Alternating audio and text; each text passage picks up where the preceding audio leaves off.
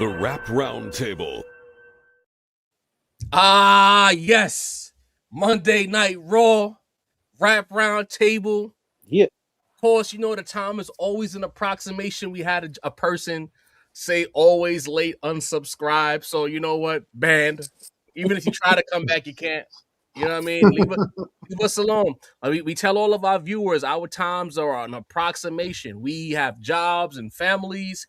We just put the time out there to basically let y'all know that we on the way because we don't think it's fair to y'all that we just show up and we're live. At least y'all know, like, pile up, talk to each other in the chat. We see the chat is already lit, as a matter of fact. So just, build amongst each other.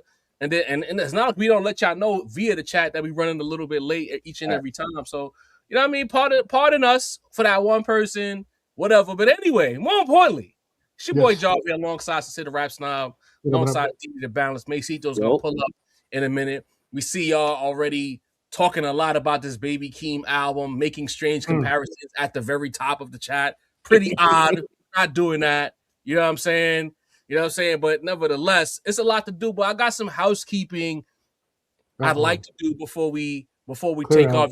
I know I like to housekeep from time to time when things happen that's kind of weird. We got to talk about it. And it's like, instead of making people wait, I want these people, because I know they're gonna press play, so I want them to press play and immediately be addressed. Because I'm making a request from the chat. I want to ask my brothers because we have an understanding. With the chat and all the viewers, all 24,000 plus of y'all that log into All Things Rap Roundtable, when you press play, please leave all the bitch assness at home. This is a hip hop platform. This is a rap platform. We give our opinions. We talk about music.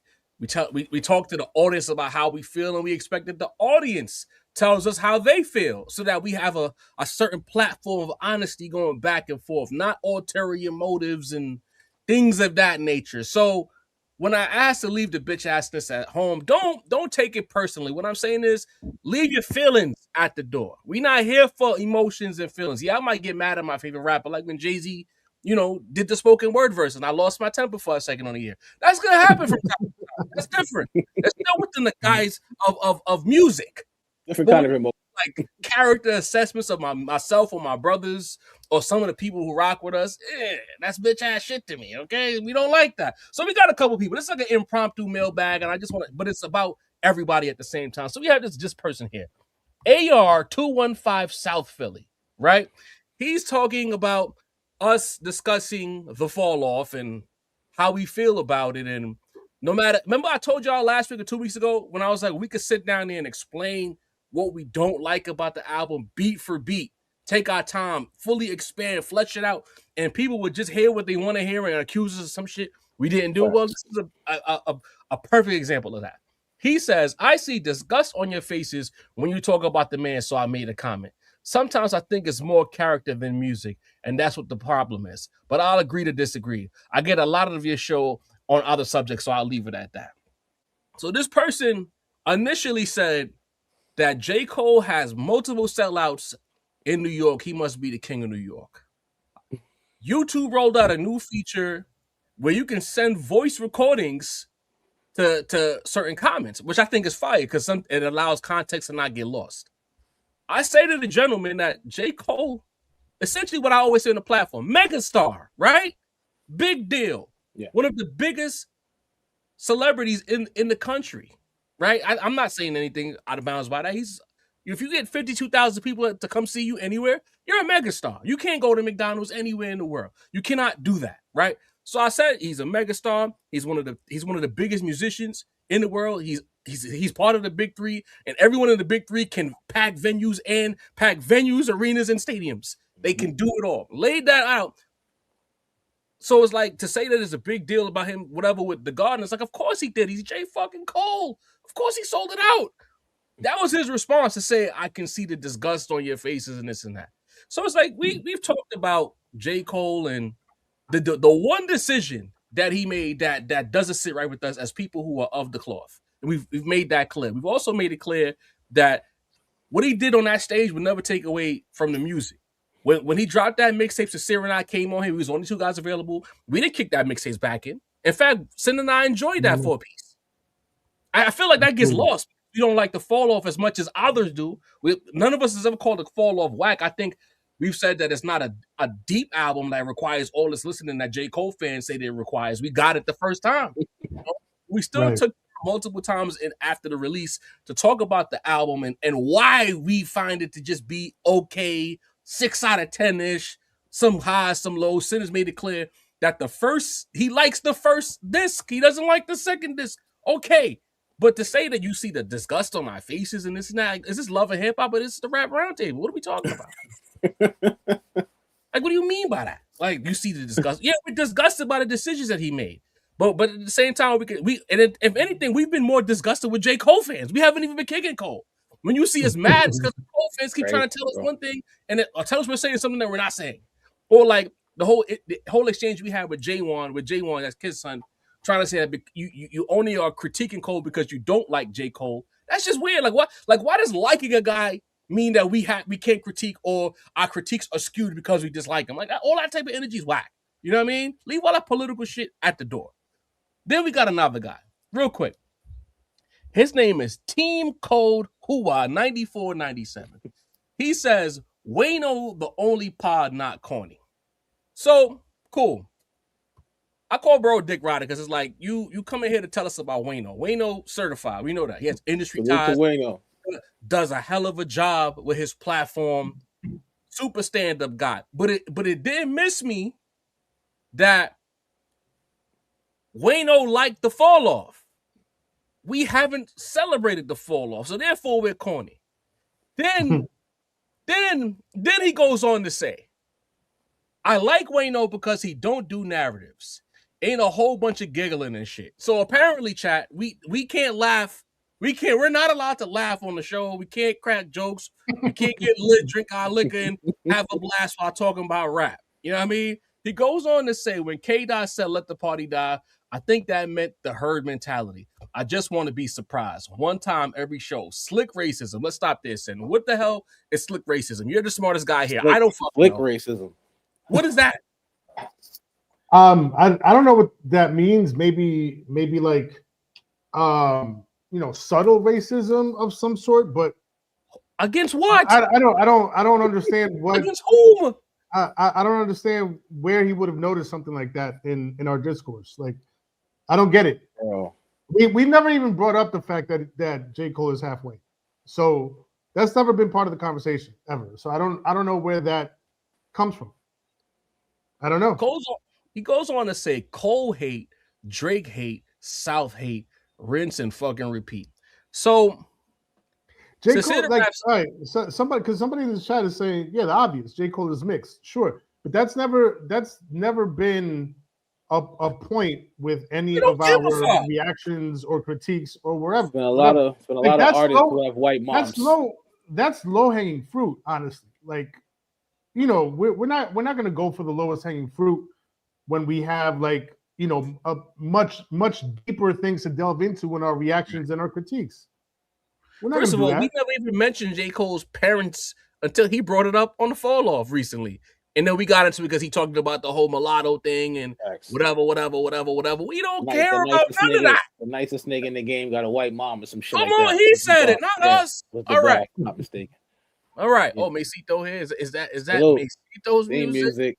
You know what I mean? Yo. Hey, see that screen off, bro. Look like you had your fingerprints all over that screen. I'm gonna remove you for a second, let you get that together. So he continues and says, at least Wayno put jewels in for the youth. All the bullshit going on these days, Cole should be celebrated, yet our youth see him get crucified on the net daily. And for what? The so-called battle was a demonstration of public manifestation. So this is where I'm gonna stop it again. That's why I clearly said leave the bitch assness at the door. If we've spent years establishing ourselves, again, that's why it's like some of this comment is like you knew here. We've been the hip hop platform before anybody in this chat knew we existed. Our talking points have been the same when it comes to hip hop, right? There is no herd mentality. We live outside of the herd, in fact. You know why we live outside of the herd? Because every time we have an opinion about those three mega rap stars and we don't lock in with that herd mentality, we get called out, we get cursed out. We got called. Again, I always remember, In 1 week, we were called J. Cole supporters, Kendrick supporters, and Drake supporters by multiple people on the same live stream, bro. The same live stream because we were neutral. We didn't choose a side. You know what I mean? We chose a side of hip hop, and we stand on the side of hip hop 10 times out of 10. And because J. Cole dropped a diss song and walked off the stage as a hip hop platform, how can we not have a problem with that? Considering as a rapper that we regarded as the best in the world up until that point. There was, and then when Kendrick came back outside with Mr. Morale, three-fourths of the rap roundtable, I'll let you guess who it was calling Mr. Morale mid. It's documented. We fought with him about that album. So it's like, if y'all think that we just some Kendrick platform and we hate Drake, nah, we don't hate Drake. We hate what Drake represents. But at the same time, the only person who can say patently hates Drake, Sincere the Rap Snob. He don't miss an opportunity. Never. Myself, Beanie, we in the middle. If Drake got a record that's popping, we're gonna say it's popping.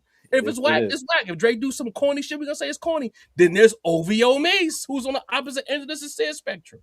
So again, this whole thing about not liking an album leading to us being slick racist and South hate and this and that. No, we don't hate the South. We have issues with the city of Atlanta that's been well documented and how they treat hip hop, the way they treated hip hop, the way they talk about certain things within hip hop. We lean into that because we are a New York platform, the birthplace of hip hop. So of course we're going to take issue with that. Again, our platform has been pretty black and white about who we are, right? You know what I'm saying? And if you think the whole battle is a demonstration of public manifestation, you are full of shit. J. Cole was dissing Kendrick before there was an official battle. How are we wrong? How's anyone wrong for looking at Cole any kind of way? If he was the one dissing, there was no herd mentality or no crowd mentality that said, hey, Jermaine, go diss Kendrick. For years. Nobody did that. He did that. He created the mess, you know what I mean? Which led to fucking Kendrick talking about pulling coffers out of your neck and all this and that. What reason would he have to say that? Who was he responding to? I digress. Last but not least, he says it's time to build. Our people are on the cusp of genocide, and all you want to talk about is what every other pod is talking about. Just being different will garner more views. Try it one time. Peace. So, first of all, everybody know we're all here pro-black, anti-the man. I think that's well documented. Once again, we all come from different tiers of the diaspora as well. Like when we offer perspectives on this platform and on other platforms about that. So I don't know what this guy is talking about. But I think if we are the rap roundtable, when people press play, they want to hear about genocide or do they want to hear about rap? Right? Let me know, chat. Maybe I'm tripping here. I feel like we're giving y'all what y'all want. It's a rap show. If it's a big issue, do we get into it for sure? Would y'all like us to get more political? We can. Trust me, Sin got opinions. I've tried to jump in front of his opinions a few times. Like, hold on, don't get us canceled. Hey, right? Let me know. But at the end of the day, we don't watch other platforms. We tap into a few of the other platforms that are in our orbit. Shout out Company Man. Shout out Dead End. Those are the guys that we look at. Shout out Reed, the Screw Faces, people who there's cross-pollination within the audiences. And when the people come to us in our chat and they say, yo, I should tap into such and such. We listen to the audience. We'll go tap in. Shout out Glasses as well. We'll even collaborate with these guys. So it's like, we're not here creating talking points. And this is the last thing I want to talk about with this guy. You'd be surprised how many people watch the Rap Roundtable, hear us say something first and then go carry that. It ain't us. We start a lot of these echo chambers. And that's not me tooting our own horn. This is a fact. A lot of things people hear us say it first, then they'll go on their platform and say it themselves and not give credit. They won't say, I was watching the Rap Roundtable. Guys, I don't know them, but they had a good point. They never give us that. Ever. Even with fucking with academics, before the battle started, and I said, yo, first person shooter just came out, and the way Cole and Drake are talking, Kendrick is not gonna like that. This guy didn't credit us academics. He clipped it and threw it on his Instagram. I had to find out from my cousin that we was on Act page. So it's just like a lot of points start here. They venture off. Look at the Lil Wayne rhetoric. I went on Culture United 3 weeks ago, said a whole bunch of shit about Lil Wayne, and the Lil Wayne topic immediately popped right back up, and niggas was slandering Wayne. No one said, there was this random guy with glasses on Culture United. They just took the opportunity because it was on this guy, Company Man's page, to start talking about Wayne again. Right. It always happens. So when you think that we're repeating talking points, no, they're taking our talking points and they're not giving it to us. Okay, talk about it. That's all. A little housekeeping. Leave the bitch assness at the door. Okay, come here for rap, hip hop, debate. We don't mind getting told off by our viewers if they don't like our opinions. Keep it respectful, and we will respect you. Because once it turns into disrespect, you're gonna get banned. It's that simple. You know what I mean? Hit the like button, hit the subscribe option, hit the notification bell. Let's get into this Baby Keem album. Casino. Yeah. A lot of talk about this Casino album. You know, we threw out we threw the feelers out yesterday. Or was it Saturday? I don't remember. And a lot of people, it was a lot of comments. It was yesterday? A lot of comments. People are very, very pleased. Very pleased with this Baby Keem album. You know, to say the rap song, we got to come to you first because Keem is your cousin. You know, you PG Lane. You know what I mean? What are your thoughts on this project? My man's in them. Listen, I went into this Baby Keem project pretty excited. I wouldn't necessarily call myself like a full out Baby Keem fan, but I appreciate what Baby Keem does musically. I appreciate his his collaborations with Kendrick Lamar. Obviously, Family Ties is one of my favorite songs in recent memory. You know, so the Melodic Blue, right, from a few years ago, which is where Family Ties was on. I enjoyed that album quite a bit. So when I heard about this album, I was excited. And going into it, right out the gate, the energy is on 10. You know, I think No Security was a dope intro. I think the first sort of statement song, if you will, Casino, because sometimes intros are just there to get you into the world building. You know what I mean? Yeah. Like they're trying to build a world and they're just trying to introduce the world that they're building. So Casino, I consider the first full song. And man, listen, as soon as that shit cut on, I was like, we need this. This is the energy that we need right now in hip hop. It reminded me quite a bit of Family Ties, actually. It did have a beat change. I thought the beat change was not entirely necessary. The thing for me with beat changes is that I don't like it when it's too abrupt, right? When it's like one beat ends and then the next one begins right away, like there's no segue between them. But I mean, and for what it is, it's a beat change. They're very popular these days. I dig it, but I didn't think it was necessary. I thought Birds and the Bees was cool. Good Flirts, I loved. Obviously the Kendrick feature. I was hearing people say that Kendrick features aren't hitting the same way that they used to. This Kendrick feature to me is one of the best of his features also in recent memory. It's not one of those songs that was meant to be super lyrical. I think when people go into looking at Kendrick, especially when comparing him to Cole, I know we're not going to compare the two, but I feel that people, every time Kendrick pops out, they expect him to be super lyrical, be the Superman lyricist, and they expect him to do the triple, quadruple, quintuple entendres every time. But this feature here on Good Flirts, it's just good vibes. It's just leaning into the beat. It's some about it, how he's talking his shit on it. He had that line about Young Thug in there. I like to gossip with my girl too, or whatever. He was just being lighthearted and funny. He his personality was really showing through on that, and that's what I appreciated about that. And in a certain sense, please don't don't misquote me here, because I'm not making a direct comparison to Biggie, but what he did on this song did kind of remind me of what Biggie used to do on features when he would really just sort of inject some personality into it. So I love that song. Good First was fire. House Money, another flamer.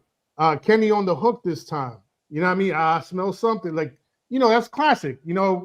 From House Party. days, you know. So yeah, that definitely hit. I'm not a lyricist. Dope song too. Even though he was definitely getting his lyricist on that song. I've never really heard Baby Keem spit like that, honestly. And it reminded me a lot of Three Stacks. It was very like Three Stacks coded on that song. So that's the first 6 songs. I enjoyed the first 6, the first run of the 6 songs to lead in. Then in the second half, I think the second half is where the project starts losing me a little bit. I didn't really love Sex Appeal like that. It's a cool song for like the club, but like I wouldn't really, throw it on, just to listen. You're not gonna be shaking your shoulders to that shit. Not. I mean, if I'm in the club more than all of us, don't front, if bro. I'm in the spot, I might shake a shoulder. I might shake, man. One side, right? But it's not something I'm gonna throw on an everyday basis. I'll put it like that. Highway 95 was cool. Circus Freestyle, that I felt the energy coming back. I was like, all right, this is back to like that casino energy. But then he hit me with Dramatic Girl. Oh man, that shit just felt so poppy and saccharine and like, that like this is not what I came to this album for. And then No Blame at the end. I appreciated what the song was about and what it represents, and the fact that he was able to be that personal and vulnerable on the track. But overall, it didn't really land for me. Like I didn't really feel much from it. And so overall, I think it's a good project. I wouldn't call it a great project. It definitely lost me in the second half. It felt a little bipolar, which is funny because he talks about being bipolar a lot. So, that's where I'm standing with it. I think, it definitely gave me some, I don't know, it just gave me different energies that didn't always cohere for me, right? It just felt a little bipolar. Oh, okay. A little bipolar. I like that breakdown. Do you need a balance? What are your thoughts on Casino, brother? I always say if me and Sin have high agreement, should always go left, but I'm on a lot of the same page as Sin. I thought No Security was a fire intro.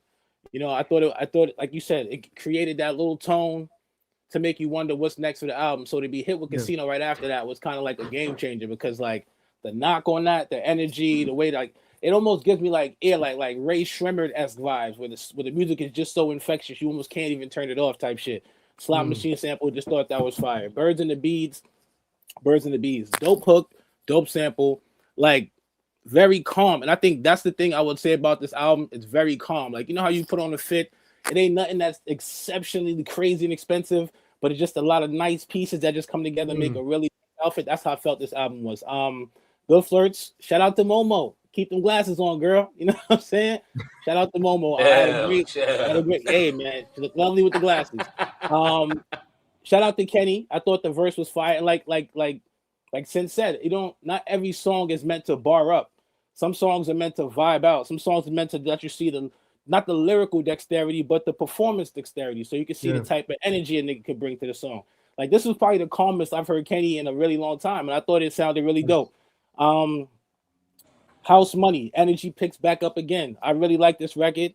Hard flows, hard delivery. You know what I'm saying? Like a lot of people, like we're in the lyricism age right now. Again, the lyricism's back. But sometimes I feel like you don't have to be the lyrical smirical guy to still get your point across. I think he did that all through this album. And like you said, on I'm Not a Lyricist, I felt heavy 3 Stacks vibes from that. It almost sounded like he was 3 Stacks on the record. The first beginning had me like, yo, who the fuck is this? I even went to check the credits for like 2 seconds. It threw me a little bit. But I thought it would be dope if 3 Stacks somehow got on this record. Because I feel like this was a record that Andre couldn't fuck up. You get what I'm saying? It's his perfect tone. It's basically the type of beats that Andre 3 Stacks likes. I thought he would have killed that. I must disagree with Sin. I think Sex Appeal with Too Short is fire. I feel tones from the 80s. I was on the fence about the 90s. I feel tones from I feel tones up until today. Like if they played this shit 30 years ago, this shit would have had a good vibe to it. They played it 20 years ago. Like I just feel like it's one of those records that's just it's a good sound. It's sonically just a very pleasing record. Highway 95 Part 2, like I'm on the same time as you. It starts to dwindle down a little bit. Circus Freestyle, I thought was dope. You know what I'm saying? I thought like not the lyricism, but the energy he brought to the joint, the flow, the vocality, the musicality on the album is just crazy. Dramatic Girl, not for us. As soon as I heard this song, I was like, oh, the kids are gonna love this. The 25s and downs are gonna eat this up. The white chicks gonna go crazy. Like, this is gonna be crazy for us, a demographic of people. And No Blame was a decent way to close out the album. I like the album just feels mad authentic. You know, I don't feel like he went in there with like, yo, I gotta prove a point. He didn't go in there like I gotta bar these niggas up. He just said, I want to make some good music and I want my shit to get played. I want to make some compelling music that people want to press play on. And he did that. Production was fire. The lyricism that was brought to it was dope. The flows, the concepts, the soundscape. Shout out to Sin. The way he broke down his life, the way talking about having COVID and getting in shape and going through all the things he was going through in life, bro. It just sounded like the energy in the studio when he made this album was elite. And I feel like when I listen to a lot of albums, I don't get that. I don't get the energy in the studio was elite. I feel like guys worked really hard and put together a project. This sounded like it was actually a really fun album to make. 11 tracks, under 45 minutes, sonically and musically top notch, infectious hooks, lyricism that captures you but don't push you to sleep. Shout out to Keem, man. He got a good one here. Yeah, man. Hey, man. Compelling is the word of the day. Hey, man. That's real, Dean. Yo, man. Salute. Yo. For me, what are your thoughts on this project, bro? For me, listen, this is a great album. Y'all reviewing it like it's a great album, but not sounding like y'all want to call it a great album. But y'all reviews sound like you're reviewing a great album. Really good. And for me, it's the same. Like, from just like y'all say, from the intro, this album like kind of takes you in. This is like a quintessential rap roundtable album. I won't go track by track like the fellas just did. Y'all don't want to hear that 3 times in a row. But for me, it hits everything that us as a podcast we preach is in a great album. You just like you mentioned, Sin, it offers world building, which y'all always asked for. It offers fantastic production with variety. Sin is the fucking producer extraordinaire. And for me, I'm always asking for a big record. Don't just give us a great album with no records that we could, come trace the album back to. That don't mean a #1 hit, but it could be shook ones. I just want a record that stands out. You know what I'm saying? And obviously, Good Flirts is that. But listen, Baby Keem, he's back with a vengeance, and I don't mean like he's getting at people, but his artistry has raised on all levels. You know what I'm saying? I've always had a issue with Baby Keem's voice. I feel like his voice can still get a little scratchy here, but he does sound better. The lyricism is better. Like y'all say, this is not classic, 95 Big L lyricism. No, but there's introspection in these lyrics. There's honesty in these lyrics. There's things you can call back from. Just to take back to the world building. If you watch the Boo Man documentaries leading up to this, it kind of, gives us that rollout that we've been, praising since the clips. He took a little bit from there. Perfect amount of tracks here. I'll agree with Sin in that Dramatic Girl is clearly the worst record on here, but everything else is a plus for me. I feel like Keem, he's almost like Gen Z. He's like Kendrick for Gen Z, right? Like, boost all of the vibes, take away a lot of the bars, but he offers a lot of what Kendrick offered us as millennials. You know what I'm saying? As far as being able to recall shit that happened in his real life, being able to speak about family and trials and tribulations and not being sure of yourself. Like this album is what people are saying. If you don't want to call it a great album, I'll say it because we don't know what else is coming this year. So maybe it might, we might get a bunch of, all-timers this year, and this end up like the 8th best album this year. But as of right now, this album is super refreshing. This album is I put this in my top 5 most anticipated for, the under 35 crowd this year, and I feel like he has absolutely delivered. I don't want to make any comparisons to anybody else's album or this, that, and the third. I want Keem's album to stand alone, and this is absolutely fire. I'm gonna be honest. This is a great way to start off the year. Keem he's completely delivered on here for me from all aspects. His songwriting is better. You know what I'm saying? His melodies are next level. Like y'all mentioned, the Andre 3000 You clearly hear Andre on here. You clearly hear Kendrick on here. You listen. I hear the Drake influence on here. His melodies sound like a I don't want to say better version of Drake. I want to get let back into the OVO compound. But like a prime Drake, his ability to just catch the melodies, even in places that you don't think they can belong within the songwriting, being able to have bridges along with the bars. Like Keem is on the precipice of really taking. If this is where Keem is going, and he's this much better than he was on his last album, he's one of the people that's going to take over the game. I think this is an excellent album. I'm really a fan.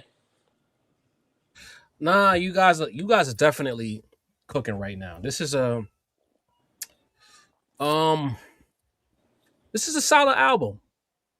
You know, what I want to say is this is almost like an album we should really like look at as like a keynote project. Not necessarily because it's some type of Illmatic or Ready to Die or anything like that. But I think there's a lot of talk about the future and where does rap go and who is that guy and whatever the case may be. I'm not saying that Keem is the guy. Please don't misquote me, but I think what Keem's album Casino represents is a step in the right direction for the next generation. Because again, Kendrick, Cole, Drake, if they ain't 40, they pushing 40. So we can't keep asking them to be superstars, much like how LeBron James is 41 now. But there's a Luka Doncic there. You know what I mean? To carry that baton for the Lakers and be face of the league alongside of Wemby and these guys of that. You know what I mean? So I'm looking at Keem and I'm saying to myself, all right, sonically, subject matter, conceptually, this is an album for like, if you're looking for the high art album, that particular corner of hip hop with sonics that are not typical, not just your drumless loop or whatever, but something a little bit different.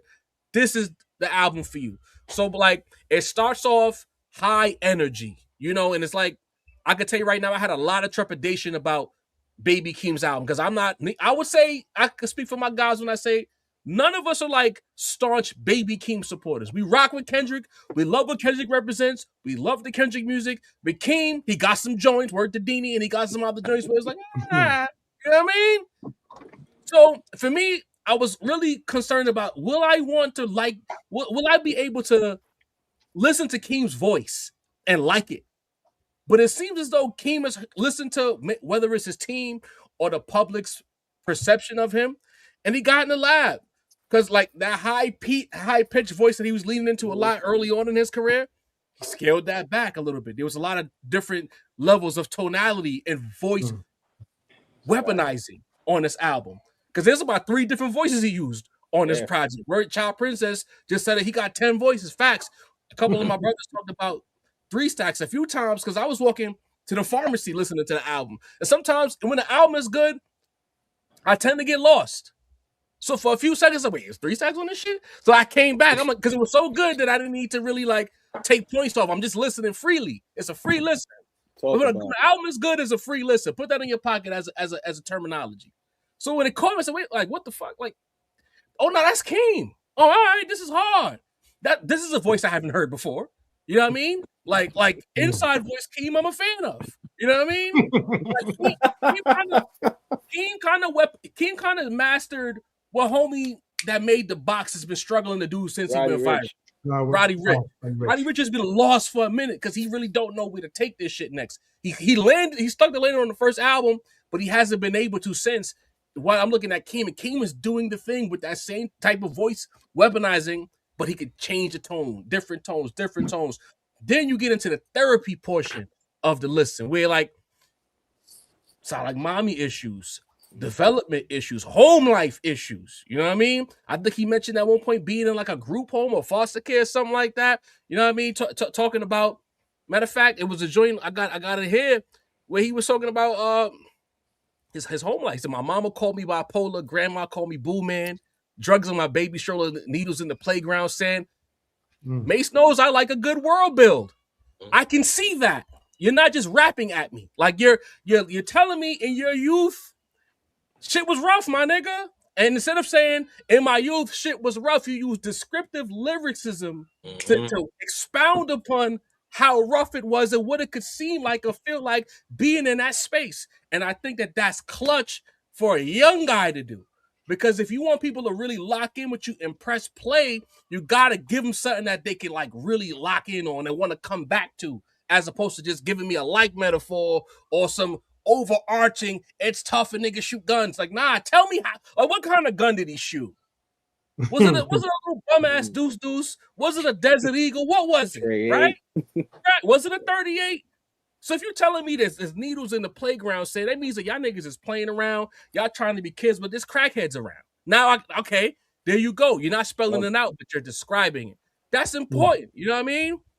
Too many alcoholics around when my grandma went to jail. I was sure I wouldn't be found. Should have stayed with Jarrell. Who's Jarrell now? Can we talk about Jarrell a little bit? You know what I mean? Building. Next album. You know what I mean? Like, you're telling me how shit is fucked up to where you can't even trust grandma going to jail? How young was your mother if grandma's going to jail? So it's like when people get at us and they talk about albums and what we're looking for, and this is what we're looking for. Because the thing is, especially if we know you're good at rapping, what do you do with that skill set? Are you a good basketball player? Sports Reference. What are you good at?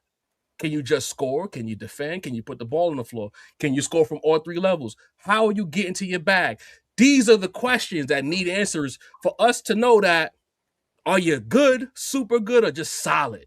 Are you Jamal Crawford or are you Kobe Bryant? These are the questions that I answered by way of how you use your skill.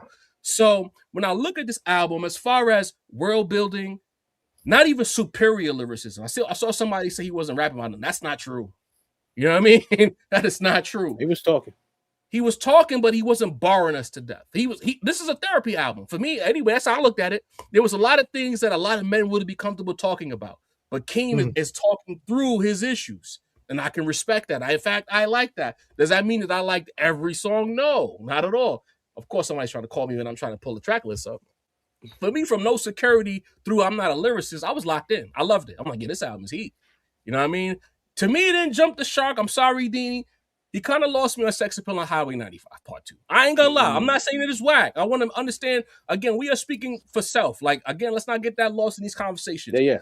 Y'all tell us, yeah, we got a platform in this sense. So if you say things, whatever, cool. But at the same time, I'm selfish enough to be like, I'm speaking for myself. For me, Sex Appeal ain't do it for me. I understood what it can do and what it will do because it's in the right environment. Yeah, that's the second single if they got any sense over there at PG Lang, and history has shown they have a ton of sense over there at PG Lang. So that's gonna have some legs. Big West Coast vibes. Highway 95. I tried to rock with it a few times. I couldn't finish the song either time. It just did not move me. It annoyed me.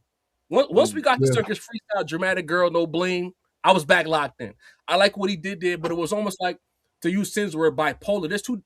If this was a double CD, this could have been a double CD or a double EP. You know what I mean? Because it's two different projects matched together, and from Sex Appeal through No Blame is a completely different listen from the first 6 tracks. And of course, you got to talk about the elephant in the room. Good Flirts, of course. Yeah, great single. Great utilization of Momo. You using R&B singers on rap songs. Please give me more. It is the most undefeated formula. And then we talking about the Kendrick verse. Like, why is, like, you know what? First of all, let me not ask a stupid question. When you're great, expectations are always going to come your way. And the thing is, Kendrick, the scaling and the grade scaling for Kendrick is so high that people like academics, are trying to weaponize his greatness against him by way of saying he's almost too good or he's killing the vibe or whatever the case may be. And it's like, it's a terminology that I use with some of my friends. I said, this guy, you could tell who people who were not hoe getters in their life. Academics was not a guy who got hoes when he was younger. Like and look at the women he gets now. No disrespect, but he was never. He's never been a guy who could understand what the room dictated or needed. He's in the room. He's part of the room, but he doesn't control the room. You know what I'm saying? So when you look at this project and you look at that single, and you're saying that Kendrick killed the vibe, that just shows you really don't know rap. You know that Southern shit, that Atlanta shit, not the Memphis or the Texas, because none of the Memphis or the Texas niggas wouldn't even do that. But the Atlanta niggas love mumbling and doing features that don't got nothing to do with the topic of the song. Kendrick matched the vibe. He stayed on topic. threw a cute stray at what's homie named Young Thug, because it's not a diss, but it's a I'm letting you know I heard that, whatever you like it's little it's a little that. So choose your words carefully in the future because I'm paying attention type shit. You know what I mean? So when you listen to these situations and how he broke it down, I think Sin mentioned it about like how Big would do it, like talking, not too many syllables, talking about his lady, the Pinterest bar that everybody loved and things of that nature. That's what you're supposed to do when you do features like that. You come on there, kind of like what he did with Miguel many moons ago. Same type of vibe. Just come through, match the vibe. Don't rap too crazy. You know what I mean? Don't pull a Lil Wayne where you just it's hard. The lyrics are hard, but it had nothing to do with what the singer was talking about. Great record, strong album. Is it a classic? No.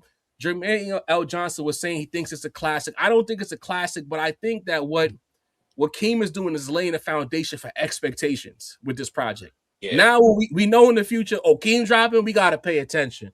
And that's a great thing, I believe, to have. That's a great issue. Some people don't like pressure. Some people want to circumvent expectations. I think that he has laid the foundation for expectations. One thing I will say is I think he needs to deviate away from too many things that remind me of Kendrick, though. That's a criticism I'll say. Sometimes certain things, and the Kendrick haters will say, that shows that Keem was writing for Kendrick, because there were certain moments with the voice changing and the pockets he was rhyming in. This is very Kendrick-esque. I don't want to be reminded too much of Kendrick on this project. I want to be reminded and know more of Keem, so because at times when I was listening to it, I'm like this guy is there's Kobe and there's Eddie Jones, and I don't want to look at not to say that Eddie Jones is whack, but that's how I felt. Keem was Eddie Jones in the situation trying to do a Kobe impersonation, and it's like, nah, just be yourself. Move away from that guy. Stop rhyming.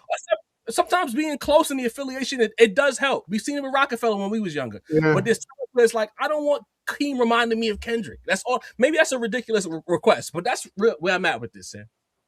I kind of see where you're coming from.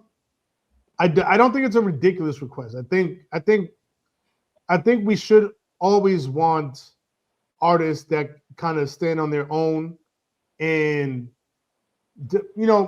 they can remind us of another artist or that they collaborate with or from a previous era or whatever. But like it shouldn't be a situation where it happens too much, or that it's too heavy-handed. Maybe I should say that where you hear it and you're like, you could swap out Kendrick's voice for Keem's voice right here, and not much would change. There was a couple of times where I did feel that. I can't remember the exact songs, but I did feel that a couple of times. However, the flip side of that is that we know that Kendrick and Keem are close, artistically. I'm assuming also family wise, but artistically we know that they're close collaborators, and I think that they both feed off of each other quite a bit, and I think it's a great thing because with Kendrick, getting up into his late 30s, pushing 40, if it wasn't for Keem, he might have lost some of that youthful energy that we feel from him, especially on GNX, right? Baby Keem, if not for Kendrick, might be another, another, I don't know, mumble rapper or something. I don't know. But I think that synergy that they have together, their artistic synergy, I think we see it both ways, right? And I think ultimately, I think it's a good thing, right? If we can keep it from being too heavy-handed one way or the other, ultimately, I think it's a good thing. I think there's some artists that could benefit from having, a collaborator that they can feed off of. Maybe somebody younger that could feed them some more youthful energy. Like we taught the whole 6-album run from Nas and Hit Boy. That's a lot of what we talked about was Hit Boy is injecting youth, pause if applicable, but Hit Boy is providing youth to Nas's OG status, right? So ultimately, I think it's a good thing. That's what I think. Yeah, and it's I think that I got you in a second. I just wanted to piggyback Sid's point. I think that Keem has allowed Kendrick to musically have more fun, if that makes sense. Like you could tell, like there's a certain kind of energy within Keem's music, and I think that Kendrick has absolutely benefited from that. To where because Kendrick can be very super serious and go very deeply political at times, and I feel like the Keem energy kind of takes him elsewhere. Like yo, cuz chill for because he's the younger cousin. Right, yo, chill out for a second. Come over here, come outside real quick. You know what I mean? I think you hear it in the music. Go ahead, Macito. I'm sorry. No, and I was just gonna say, it's clear that they, beyond collaborate, it's clear that they work together on another level. They probably write together. You know what I mean? I know people get this weird thing about the ghostwriting thing, but it's more like Jada and Styles P used to write together, right? You think they was writing one line back and forth, or was Jada writing a verse for them to do call and response, and then Styles? It's like that. And when you're in the same camp, this is the type of influence that you're supposed to have.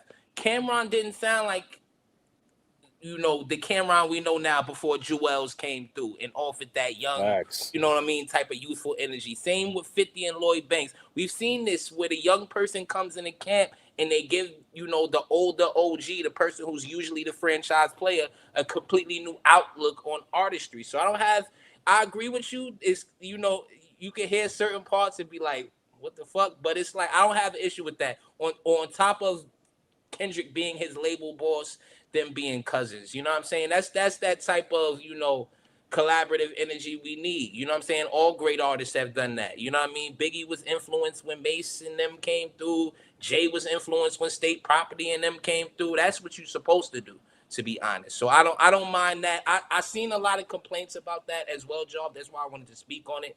But this is, you know what I'm saying? This is how you evolve as an artist. You know what I mean? You can't just listen to yourself and just do it yourself. That's how you end up, becoming outdated. So I appreciate it. You know what I mean? I like being able to listen to Kendrick and see, oh, this is, some Keem influence here. I think that's good. Like in the 90s, that would have been a gunshot, Would it have been, though? To sound like another nigga back in the days, yeah. Don't get me wrong. Like, it was a gunshot, Mace. Like, but the difference is, like, as I'm listening to him sound like these other artists, I didn't feel a way listening to him sound almost exactly like 3 Stacks. It didn't make me feel a way. And I did that, and Sin picked it up too, what Jav was saying about hearing the whole Kenny influences. But it didn't make me go, oh, man, this nigga rapping like... It didn't make me feel like that. And I think that's the point of the album. Like, even though I've... Real quick, Denny, Air Pegasus, Mace was Murder Mace before he got to Bad Boy. There you go. So, you know what I'm saying? Like, the influence was being able to make worldwide records. Keep going. Yeah, like, so I don't feel like... I feel like they're both kind of like Sin said, they kind of both helping each other out. Like, I feel like the Kendrick that we listen to might have heard that record and try to overthink that shit because he's such a complicated artist, And I feel like Keem could have heard that shit and say, nigga, no. This is not what we're doing on it. No. Hit him with the Matumbo finger. We're not doing this on this record. We're just going to vibe this out. This is something for the ladies. This is something for us to build a tone. This might be a single. I think it was more like that. And I just feel like sometimes, like you said, you need the young energy to provide you with the vibe, and you need the older energy to provide you with the wisdom. And I think between the two of these niggas, they're doing that. And this isn't no send me a record, I'll send your record back. These niggas, they're family. They're probably in the studio together. They're both on the coast. So they're probably working together like on some real lock-in shit. Because they were on which is the record where Kendrick did the hook. It was the one, let me just get the shit real quick before. House Money. The hook, House Money. You know what I'm saying? When Keem was rapping, I was like, yo, is this Kenny? Because it sounded like Kenny. You get what I'm saying? As Kenny jumped onto the track. And I think that's just a combination of these niggas probably been working together for mad long. You brought up Styles P. Like, I honestly ain't gonna lie. I thought because of the 90s and how serious these niggas were, maybe they did go line for line, Mace. Like that was it wasn't, Dane. I promise you, I know, bro. I'm not saying it was, but I'm saying in that era, bro, like the shark biting era, like you couldn't have an Action Bronson in the 90s. You couldn't have a nigga that sounded exactly like another nigga without some serious crucifixion. So like, but like I said, as much as I listened to the album and I heard those other inflections of other artists, bro, it didn't make me go, oh, here this nigga go sounding like this. And I think that in and of itself is a positive, bro. Like a lot of artists do that where they kind of like volley somebody else's style, and the shit almost becomes like intolerable to listen to. So even doing that is impressive. Well, just for the sake of clarity, let's not focus on his tonality and what he sounds like, because that buries the lead in a way that we like. You know what I mean? That we don't want to bury the lead because we like the album. Exactly. So we spend too much time harping about what his voice sounds like or who he might sound like. It comes off as criticism. So let's not bury that. You know what I mean? Skill. Like to be and able ultimately, to his voice sounds great on here. Yeah. And then, like Michael Brown says here, the Soundwave said on Twitter that Andre 3000 homage was intentional. He gave props to Rico Wade and Organized Noise as well. So boom. Salute. So the thing is, again, when you think about this album and how he's navigated his way through trauma and as well as how old he is, he's using the things that probably kept him upright while he was navigating his life. Like these are the artists he was probably listening to that helped him throughout the process of development and becoming the person that we know today. So if in going back to the Kendrick point, they're 100% in the studio together. You know what I mean? Even the way Kendrick was deployed on his project. Like, of course, the credit is single, but then just him randomly showing up on a hook and shit. Like, you could tell if they're cooking up together. Kendrick is not allowing certain niggas around. Keem around, my nigga. You know what I mean? So, and who better to have as your Sifu, your master, if you will, like on some martial arts shit than Kendrick. Kendrick is the Shogun master right now. So, who better to learn from? You know what I mean? If you you got Bruce Lee, you know what I'm saying? That's the relationship here. That's all it is. So I don't see no problem with that as long as they continue to push the envelope, and I think that's what they did. GNX was a change from the status quo for Kendrick Lamar, and this project right here to me is Keem pushing the envelope for the young guys. You know, you look at, granted, maybe not age wise, Jaÿ-Z is not quote young, but as far as his hip hop career, as far as being a sign rapper in the conversations or in the zeitgeist of rap discussions, he's relatively young to me. You know what I mean? So maybe a Jaÿ-Z is looking across the coast and saying, like, you know what? All right, that's what they're doing over there. Maybe I could implement a different kind of soundscape to my lyrical excellence to where I can really do it at a high level and build that world that takes me to the next level. Because like we always say that like it's a symbiotic relationship. You can't just have bars. You got to be able to world build. The beats are not just good instruments. They help build the world.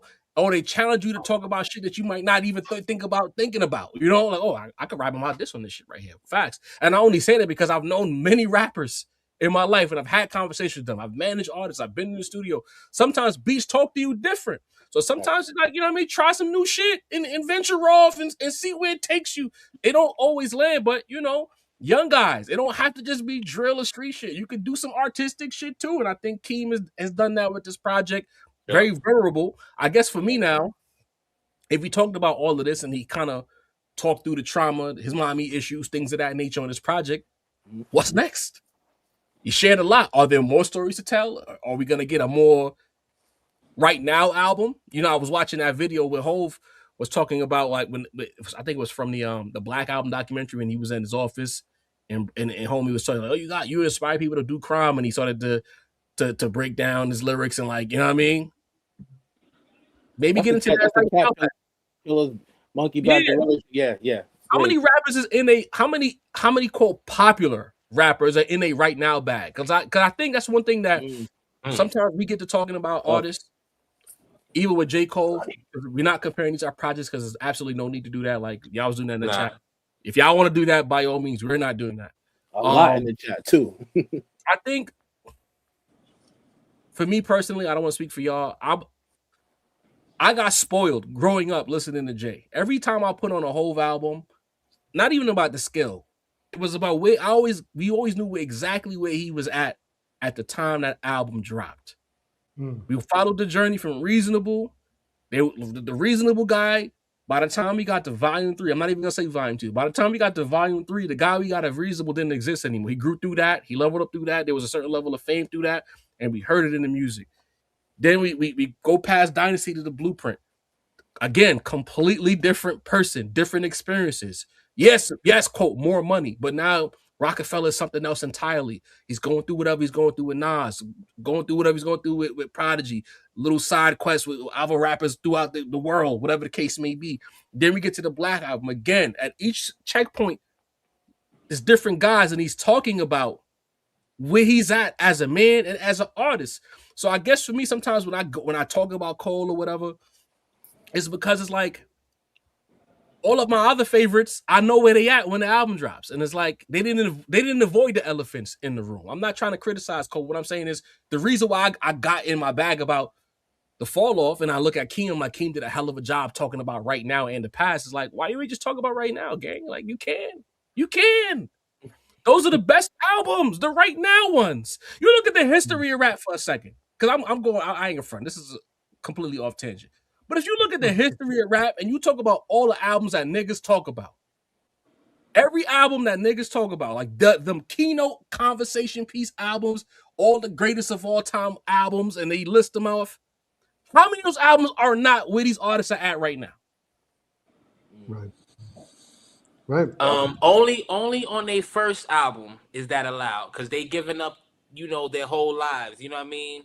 Like, so only on the first album are you allowed to do that, because you got a lot of shit to cover, basically. You know what I'm saying? That is Nah, catering. talking about Ill Will on there, that was years ago. You know what I mean? Reasonable had shit from the 80s on there, but the first album, I say, yeah, but I'm talking about the classics. How many classics, whether first, third, fifth, were in albums where these artists were right where their feet was at the time when the album release, and the subject matter supported that shit. Yeah, and I think it speaks to something that we've kind of like circled around here in our conversations recently. I won't mention the artist because we're trying to stay away, but you might talk about it for something else. You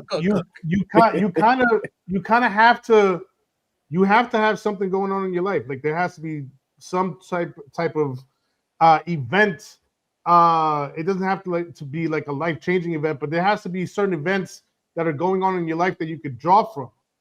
If you tend to be leading a more boring, safe life, then you're gonna make a boring, safe album, But if you got some shit going on, like look at when Nas made Life Is Good and he had gone through his divorce, he drew a lot of inspiration for what he did on that album from all of that was transpiring in his life, and he made what at least to us Nas fans, one of the best albums that he ever past 2000, post 2000, or post 2010, I should say. One of the better albums that he put out was Life Is Good, because he had some shit to talk about. And so, ultimately, you can't just make up shit to talk about. You have to have something substantial to talk about one way or another, That's a great point, you know what I mean? But let's get back on topic, because we're gonna talk about Cole now. And I think for the sake of clarity, my frustration is because Cole had a lot to talk about. Holy shit. He left a lot of food on his plate. I think even Cobb, homie that's connected to Joe Budden, he threw out a tweet saying that he felt like TFO was on a lower scale of his discography, and he feels like what happened on April 7th, 2024 has a lot to do with that. I'm not saying that is in fact the case, but it might be. But this is the kind of conversations that the music nerds are having. Because now we're not even, fuck all them fans in the stand wars and all that. We're not doing that. We are rap fans who hold certain artists, including J. Cole. It's documented. If you really fuck with this podcast, go back in time. We fuck with Cole. We like J. Cole. And there's a lot of things that he can't communicate. And maybe he was keeping the mystery alive. He don't want to communicate that. But there's a lot he can talk about. You know what I mean? And he should just lean into it. You know what I mean? Because not for nothing, his fans is not going nowhere. In fact, credit to the Cole fans, as annoying as they can be, they have showed up in droves for Jermaine. Heavy. They making it real difficult to say anything negative about Jermaine. And I gotta respect that as a fan base. And Cole should respect that too, because he knows his people ain't going nowhere. So throw that shit at the fucking fan. Let it hit the fan, nigga. You know what I mean? In defense of Cole, I'll say this is the first time he's done that. Forest Hills is very much an end of time album. KOD is very much an end of time album. Morning Center is the same. I feel like this is the first time, and that's really the case that you're making is really, for me, what I'm hearing is a case for the big three, because I feel like those are the artists that always did that. Every Kendrick album, every Drake album, and every Cole album up until the fall off is very much a letter to where they're at in their life. And so that's why a lot of us are disappointed in the fall off, because Cole, like, so you're an artist. What's the word? Let me use a sports terminology then. What's the word? Fall off, right? This is, for me, This is Cole losing the 08 finals to Boston in dramatic fashion. And coming into the 08-09 season, all the talk was, can he actually win without Shaq? And there was a lot of pressure on that particular fourth championship because you got Powell, nigga. We all looking at you. Look how big that game in Boston was. A regular season game. Everything mattered, bro. The Christmas game mattered. Everything mattered. Yeah. All eyes was on you. You know? I'm not comparing J. Cole to Kobe Bryant. I'm like, oh, God. Matter of fact, you getting time out. Oh, shit. Oh, time out. Cole would never. It's just the level of pressure. Like, he's never felt, or let's say phantom pressure, because he might say there is no pressure. Right. There was never no theory or phantom pressure around Cole as it was coming into the fall off. So much so that when he did the press relief, again, he said it, the thing that feeds the algorithm. So he knew it was a thing. We never talk out of turn when we talk about these things, right?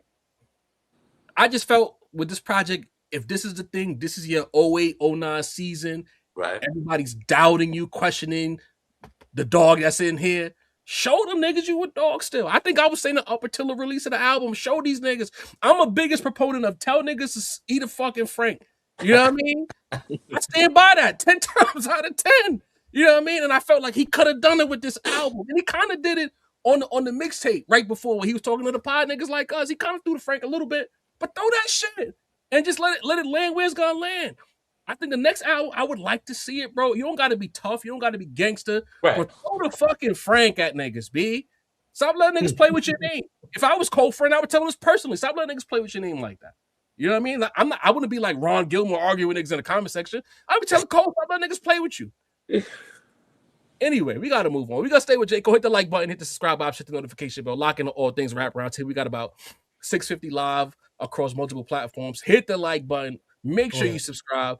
We hope y'all have been enjoying this conversation because we've been enjoying delivering that conversation to you. There. Now, J. Cole, over the weekend, I think it was Friday, essentially says that he's not retiring. He's retiring the persona, I guess, of J. Cole. I guess that's how I'm taking it. I don't know. Is he Bruce Wayne? Is he Batman? Neither. Is he Superman? I don't know. Shit. But nevertheless, he's saying that he's not retiring from making music, but essentially he's retiring J. Cole. So all I talk about the fall off being the last one, I guess metaphorically, it kind of was. Does that mean that is he gonna do what Hove never did and drop the S Carter album? Is he gonna be Jermaine Cole now? Is it Jermaine? He can't be Jermaine Lamar because that's the alarm, So no, sir. I'm taking that, right? Where are we at now? Hold on. Matter of fact, he said, y'all fans don't know how to criticize. This is how you do it. I don't even know what this means. Wanting a nigga to be great, that's been the gist of our conversation here for weeks. If you can't understand that, we can't help you, big dog. You know what I mean? But anyway, what do we do with this not necessarily retired, but kind of retired Jermaine Cole, J. Cole? I don't know, Sin. I'm confused. Help me out. I'm not confused at all. This is a ploy that has been used by many a rapper over the years, over the decades. Every time a rapper says that they're gonna they plan on retiring, that shit don't ever happen. You know what I mean? Either they front like they're gonna retire and then they come back, or they say some shit like this. Well, what I really meant was that, my second personality and such, but my real personality, the person that I really am, like that's gonna be what I'm focusing on moving forward. Yo, they can all eat a Frank, honestly. Any rapper, including Hove. Shit, I'm putting him in there too. Every rapper that has ever said, I'm retiring, they can all eat a Frank in that moment, because that shit don't ever come true. That shit, they never mean it. You know what I mean? And they know they full of shit. And the thing is that, like, at this point, we're all old enough to know any better. But the younger fans, the Cole contingency, like contingent,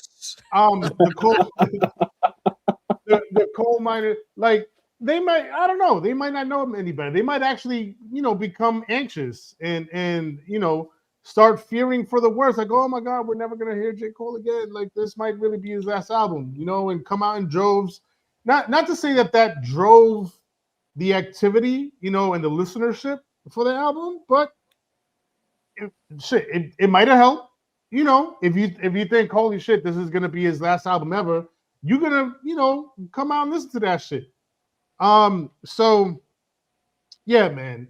I just it's all a crock of shit. Every single time a rapper says they're gonna retire, they don't retire. What bothers me is the whole, in this particular instance, the J. Cole to Jermaine Cole transformation that he seems to be talking about.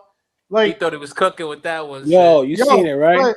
But bro, like you see, here's the thing, because I said as much in the chat. Like, I don't want to come down hard on J. Cole no more. Like, ultimately, I'll say this: J. Cole selling 300,000 units for a very lyrical album, great for hip hop. It will always that we should celebrate that, right? So I want to put my issues with J. Cole aside to be able to celebrate that.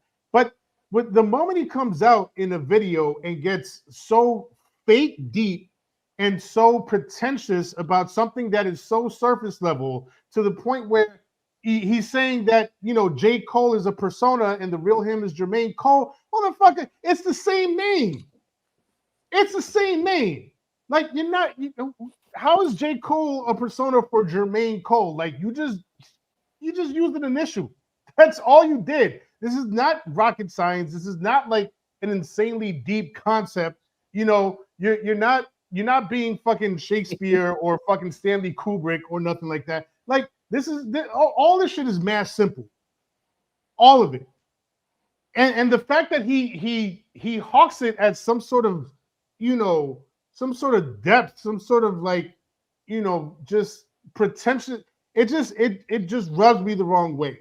Like, people talk, at length about Kendrick being pretentious and overly deep. At least with him, like, it feels a little bit more. I don't know. Just there's more depth there to dig through. Performative is the word you're looking for. Well, I mean, yeah, I think the J. Cole thing. Then like them Jesus thorns. No, I don't want to call. I don't want to Jesus thorns. No, here's the thing. I don't want to call J. Cole performative. I don't want to call J. Cole performative. I think this is really who he is.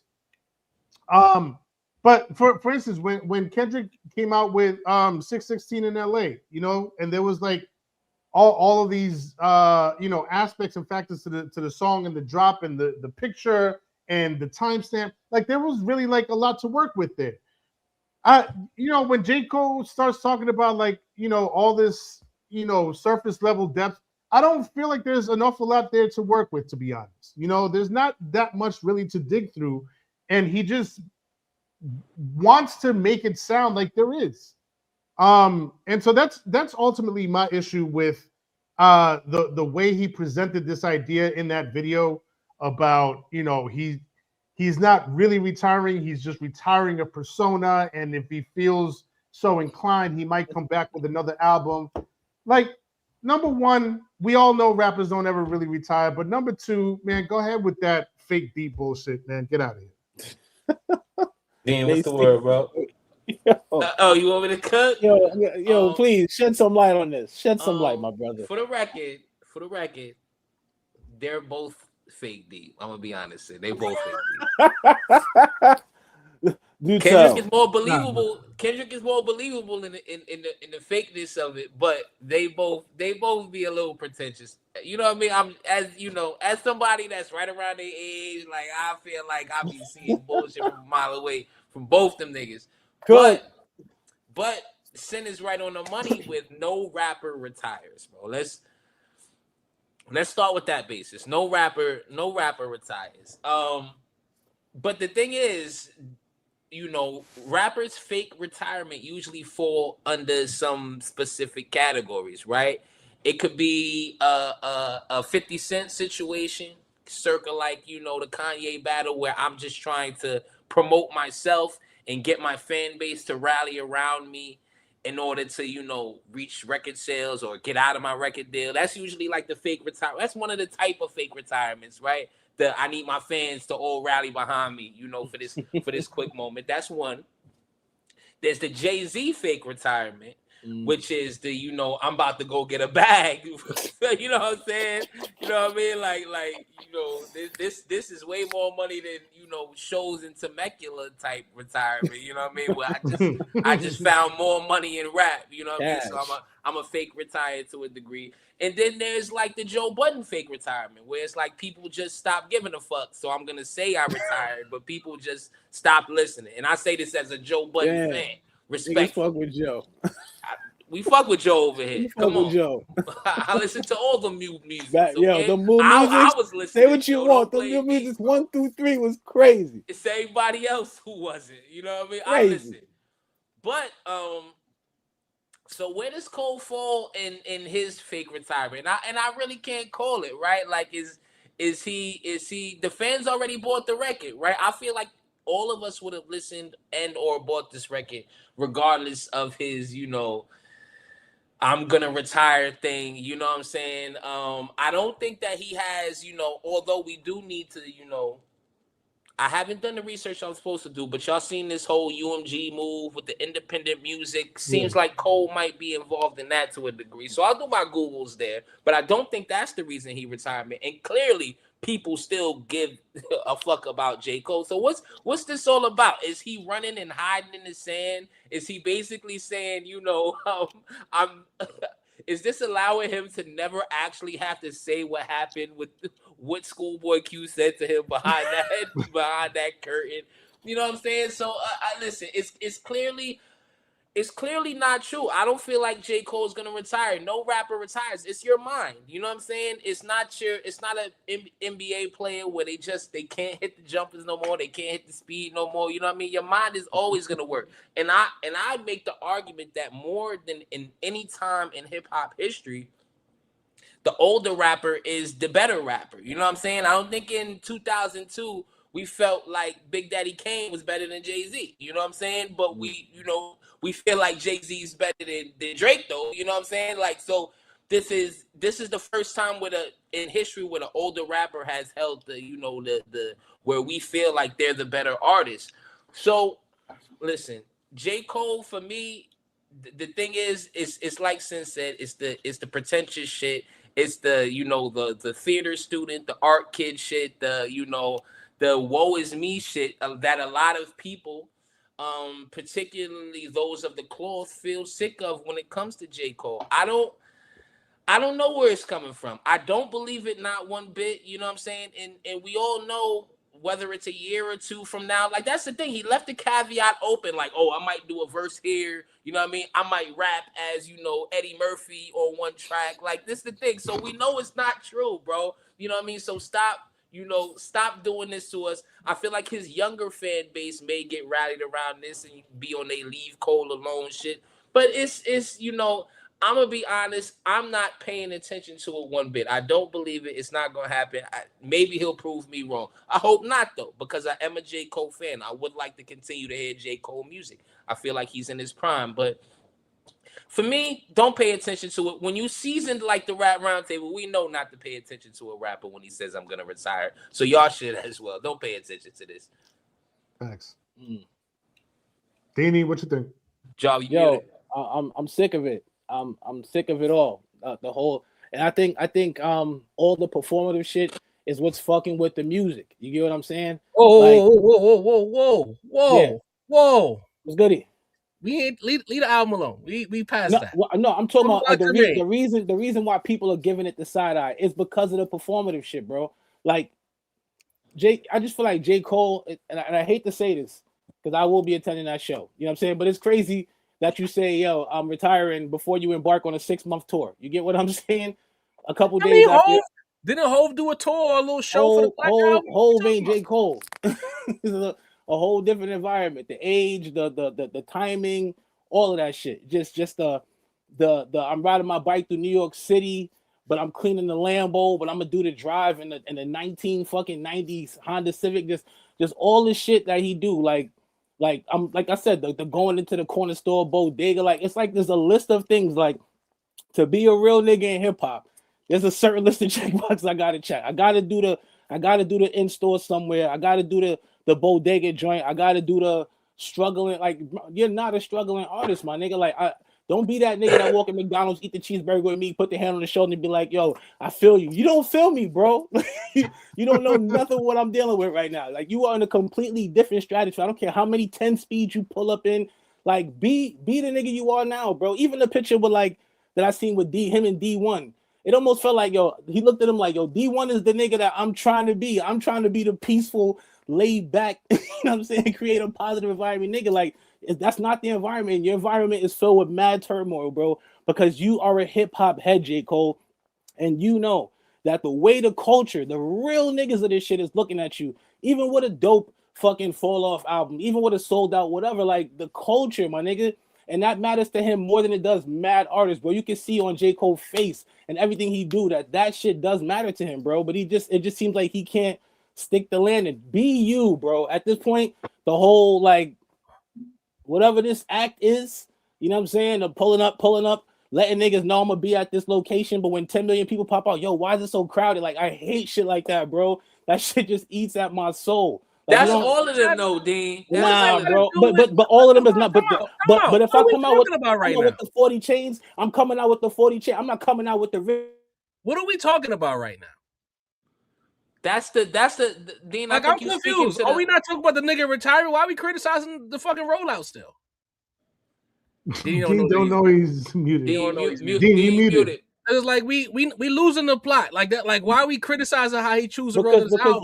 Even that is performative. It's just so performative. Niggas like if a crackhead what are you supposed to do then? If a crackhead tells you I'm no longer on crack, but if I want to hit a rock, I might hit a rock, you know, down the line. And some shit like, no, bro. If you retire, retire. If not, don't retire. Say I'm taking a break. Like all this, I'm done. So people can fake care shit bothers me. If we have to say, yo, this the last episode of Rap Roundtable. See y'all niggas next week. Fuck out of here, bro. Like that shit is just whack to me. You know what I'm saying? That's what I mean. I shout out to the whole retirement, but the whole thing is, you know, you're not retiring, and it's just so much shit we know about you now that we know you're not like that. So just rap, my nigga. Like make an album. Shout out to Boss. Get on the Boss album. Get on the Jaÿ-Z album. But stop the whole stop the faking the function. It's just really annoying to me now. I can't cap. Like it's hard to look away from. You're not retiring. No, Dean don't like. Dean got abandonment. Bro, I don't like because I'm not. Dean don't like niggas leaving, bro. I've never been with the fake shit. I've never been with the fake shit. Say what you want about the Dean, man. We've never been with the fake shit. I've always how I feel is how I feel, and I'm not gonna come out like that. If it's quiet, it's quiet. That's it. Just be a solid. Do you believe it though, Dean? Do you think he is? Or my nigga, what 40-year-old nigga at the top of his game in hip hop is retiring, bro? Floyd Mayweather's coming out of retirement to fight this nigga, ain't he? Broke. J. Cole not broke. J. Cole is not broke, but the performative, I don't believe it the need to want to be that nigga is a need that just I feel like it won't stop the motion, bro. He's not retiring, so just don't say you're retiring, bro. That shit is whack to me personally. All right, so just for the sake of clarity, yeah. I had to step away. I needed to go get a bev because I'm enjoying it. Got a little Douce and lemonade right here. It's pretty delicious. Good call. So where you at? Just give me a quick synopsis because I missed your full point. Like where were you at with the whole? My full point is I don't ever believe any rapper when they say they're going to retire. So by default, I wasn't going to believe that. But additionally, the whole way that the entire way that he delivered the message about still leaving the door open to come back, that whole conversation that he was having, I don't know who it was that was off camera that he was talking to, but that whole monologue was just like irritating as hell to me, man, because like as I was saying, he wants to deliver very simple things in a deep way. It's ultimately my problem. Like they're very simple, very digestible things, and he wants to pretend like they are so much deeper and more complicated than what they really are. It's not complicated, bro. The shit you're saying is not complicated. you know what you're trying to convey is not complicated. It's Before not. I forget what I'm gonna say, Macito, what was your point? Also that all rappers lie when they retire. I outlined each specific type of retirement, that rappers do when they do retire, and I don't think J. Cole falls under any of those umbrellas at all. So, I'm gonna call everybody out. I just want to know where everybody's at with this before. Yeah, you know what I mean? yeah. So I just know because I'm gonna be the outlier here. So I just want to make sure I'm. I gotta hear this. Macito, finish your sentence. I was just saying I don't. Ultimately, I don't believe it. He's in his prime. Who retires in a prime? Period. Gotcha. Now you're right. You're 100% right. All right. Before I do that, before I slap box with my brothers real quick, this person right here could go fuck themselves, right? I just you know what I mean because I started this comment because it's like Cole fans running up the views on all these channels of podcasts. It's beautiful. It's beautiful. Hey, ninth inning. I don't know. Maybe when you was a kid, you talked a lot at the grown people table, and nobody told you to shut the fuck up and go to your room and some shit. But if it's a rap podcast and popular rapper drops music, 1 + 1 still equals 2. And just for the sake of clarity, we had more viewers in the A block with fucking Keem. So do what you want with that information. First Nas fans running it up, now Cole fans and Kenny fans and Drake fans. I guess niggas who just love music just keep running it up, bro. Right. I guess that's what's going on. Listen, popular rapper drop album, it's good for podcasts on every level. If you go, you check the Button Pod, you check the Drink Jams, popular rapper drops music, fucking the Kiss and Fat Joe Pod, all the way down to us here in the ghetto. Popular rapper drops music, the numbers go up. Okay, go fuck yourself. Thank you. Water is wet. I'm not even gonna ban you for that, but you gotta go fuck yourself. You know what I mean? This is why I be saying I don't be liking these Cole fans. Like I really don't like these niggas, B. You know what I'm saying? But all three of y'all full of shit. I'm gonna tell you why. Y'all full of shit. Good. Because all of y'all knew this nigga wasn't retiring anyway. Like we all knew that. We knew this nigga wasn't going nowhere or dropping his last album. We knew that. So why are we even giving so much energy to this bullshit? Before he said a word, we knew it wasn't bullshit. We knew it was bullshit. Whether he took a break and showed up later down the line or felt motivated, we knew that already, gang. So why we even, like, what are we talking about?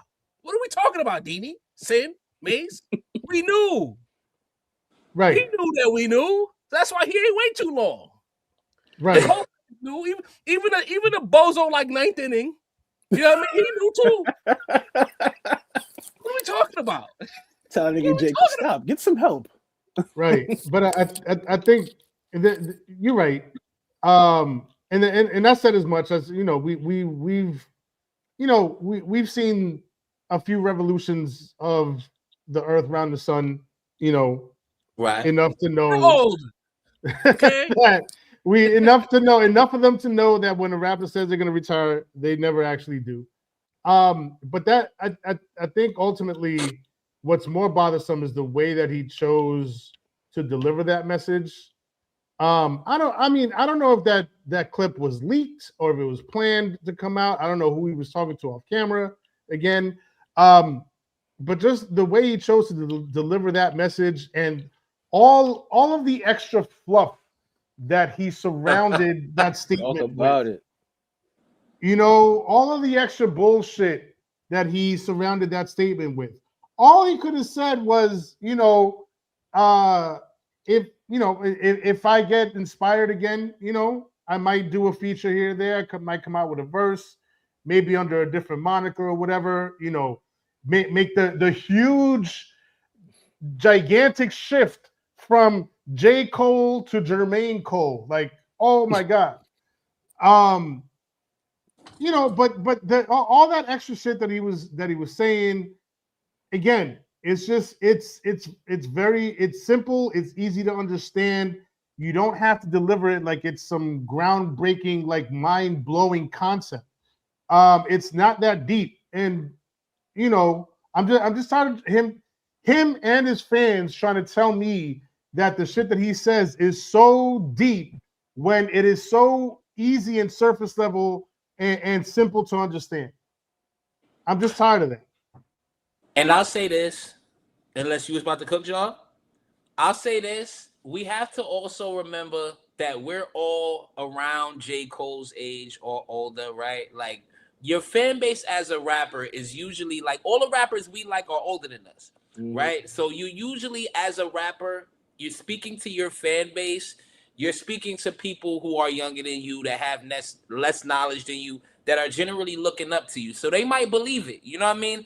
Lord knows our favorite rappers sold us bullshit. I really thought Jaÿ-Z owned the Nets, my nigga. I really did. I promise. You know what I'm saying?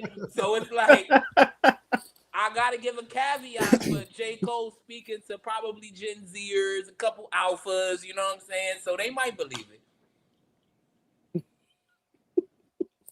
Then you got something, Brody? You got something?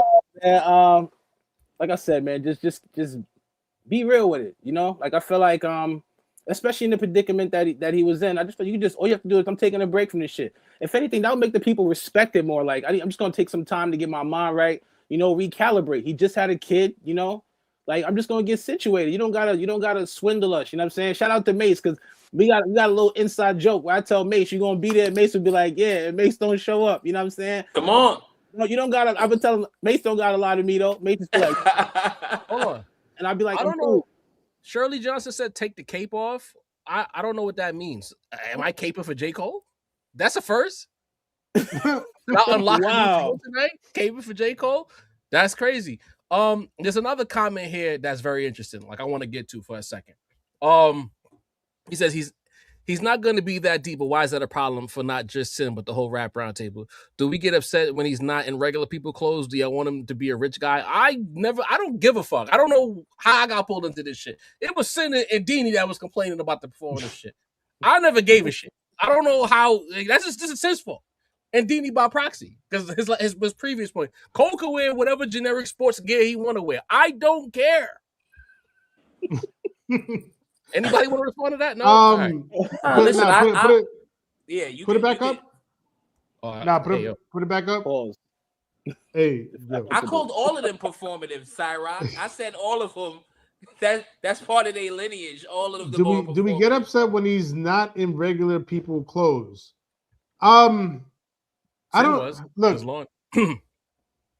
Well, because I was, and I was because like this is where I get. See, I want to. Oh, Sin tight. He's stuttering. Turn a little red too. Say, give him that energy. I want to fall a little short from calling him performative. You was ready to fight me last week, Sin. Let's go. Because no. I want to fall a little short from calling him performative. I think this is who he really is, like, as a person. I think that he thinks that the shit that he's saying and doing is really that deep. And again, as an audience member, as a listener, it kind of annoys me.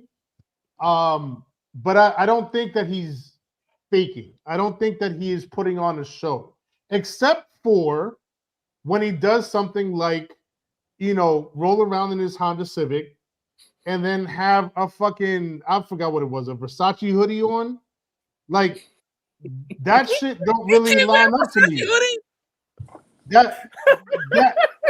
That shit does not line up to me. I'm from Canarsie. You know how much niggas I seen in Nissan Maximas with the Lambos, Sin. I didn't say the Versace. I said the niggas on the train with designer, man. I see it every day. Nah, I get that.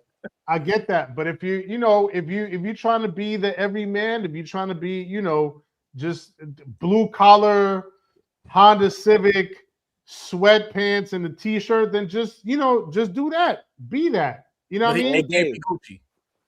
Huh? It's got to be Fubu. It was Gucci. It wasn't Versace. It was Gucci, I think. Honda Civics have great mileage, Sin. Maybe that's to be from 1990 for the car to be from 98. That's exceptional mileage, nigga. Yo, what the fuck LP talking about? LP, nigga, like you go wear drip and be in a bum ass car. Like, I don't understand what the problem is. You can if that's really the life that you live. You can if that's really the life you live. You know what I mean? Like, no. Let's say, I don't want to look. I don't want to pocket watch. I don't want to pocket watch. I don't want to get into people's bank accounts. You know what I mean? But if you have, they gonna flame us for that one. If you have a certain amount in the bank, right? If you have a certain amount in the bank, you decide what it is that you want to do with your money. All right. Right. Either you save it up until you buy yourself a nice whip and wear some H&M, or you blow it on a Versace hoodie and roll around in your bum ass Honda Civic, right?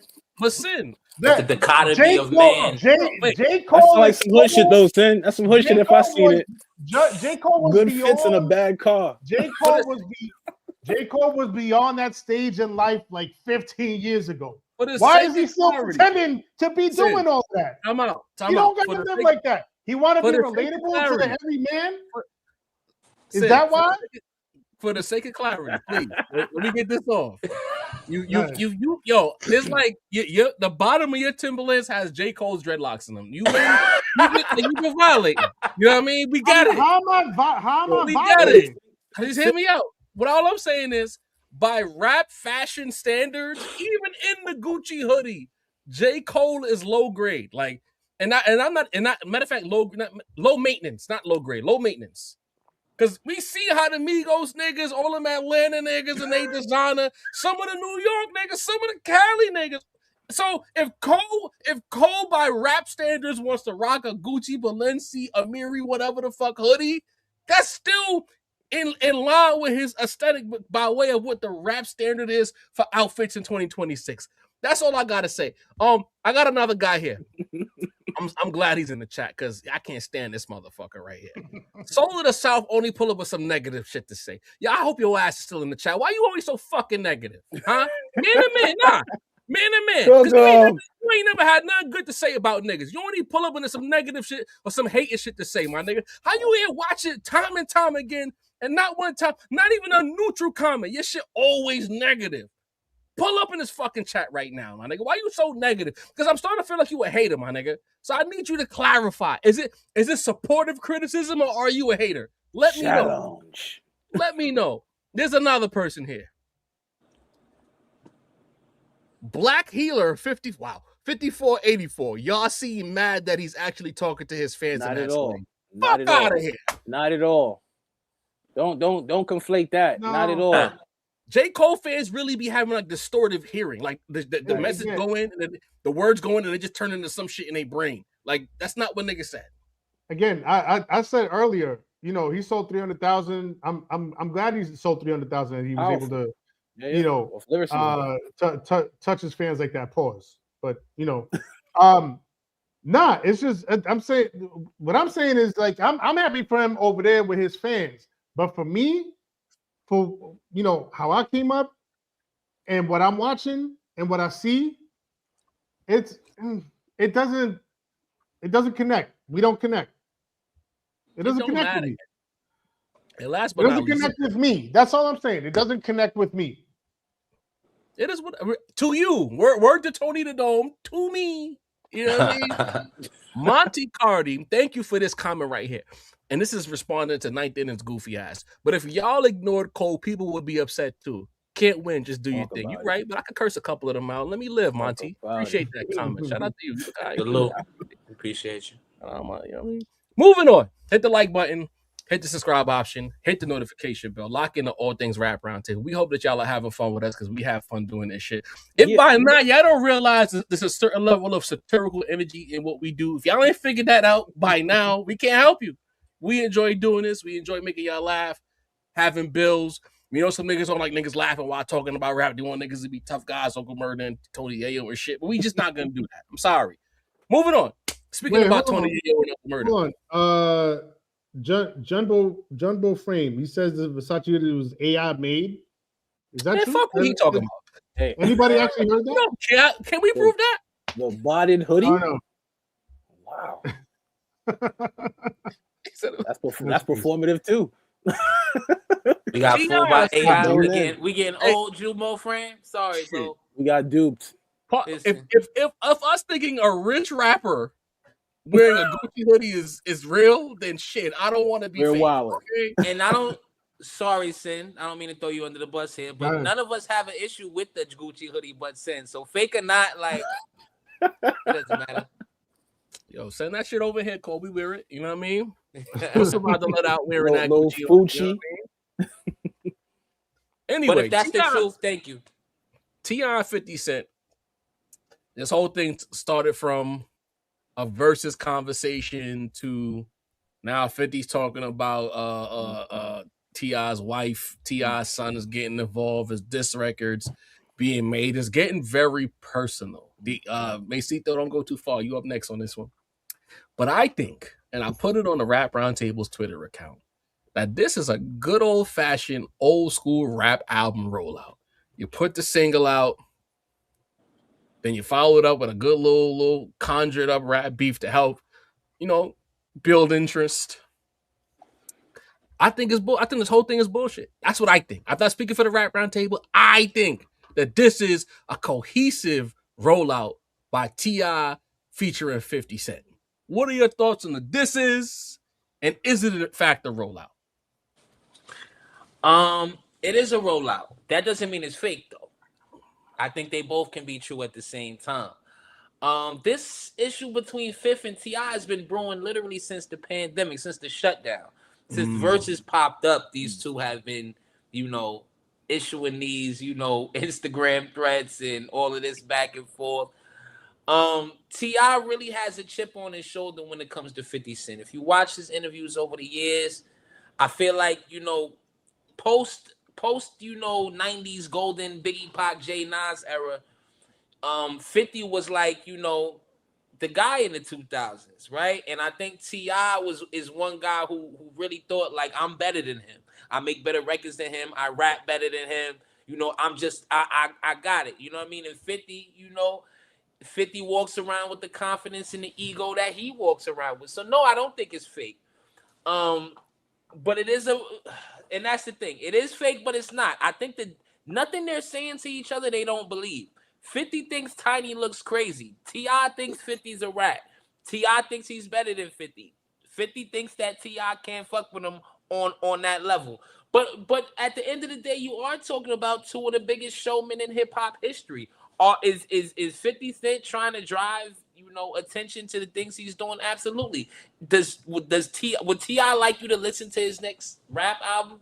Absolutely. You know what I mean? So I think it's more complex than you know what I mean, that they go into that the record label owners go and meet each other, or not even the record label owners, but 50 and T.I. say, yo, let's drum up some controversy for my album. I don't think 50 Cent would work for free. So I don't think he would, help T.I. sell records. I think, T.I.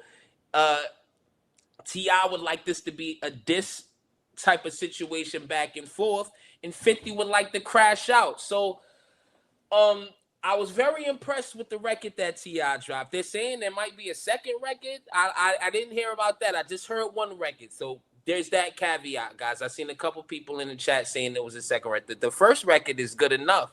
I wish this happened in a prime. Nothing he's saying about 50 Cent is something that sounds like a lie. Yes, 50 does get at black people way more than white people. 50 does wish, 50 did get shot, and you know what I'm saying? And the people that did it was still walking around. Yes, so I like to hear T.I. In this mode, and it actually makes me feel, Jaw, you were the T.I. person in our conversation about the T.I. 50 Cent battle. T.I. is still in shape. You know what I mean? I'm gonna give you that. You know what I'm saying? Like, so if they was to get on stage, T.I. seemed like the one that would be in better shape. I'll give you that. I'll give you that. But this is the type of shit 50 lives for. 50 is currently going through static with T.I., right? With Jimmy and the fellas, with Jimmy and the guys, with Diddy, with Jaÿ-Z. Am I missing anybody, guys? Probably Stars, Big Meech, Little Meech. Like 50 no longer. Faison Love, forgot about that. Yeah, Shouts to Big Worm. You know what I'm saying? Yep. So 50's getting at everybody right now. 50 lives for this type of shit. So I think 50 at this point looks at any type of notoriety as good notoriety. So 50 just goes from person to person having static. Ultimately, what's gonna come of it? I don't know. You know what I mean? Because now that we've gotten into, the tiny issues, now T.I.'s son has gotten into it. I don't know what's gonna go there. I know Floyd Mayweather was good, right? Then wasn't Floyd sitting in the diner with Tiny? T.I. swung on him and that was it, right? It wasn't. He was chilling after that. So if you ain't do nothing to Floyd, don't make no threats to 50 T.I. That's all I'm gonna say.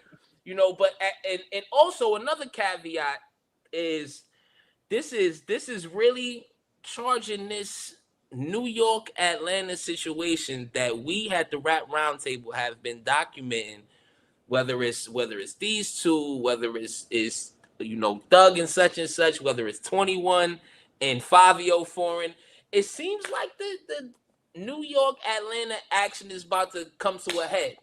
Like any time now. I don't know who's gonna be the person to really fire off the shot that really hits, because they shots have been fired off, but nothing has hit so far. Fabio dropped his diss track to 21. I don't think 50 doesn't rap anymore. That's why it's hard to have static with 50, because he's retired as a rapper.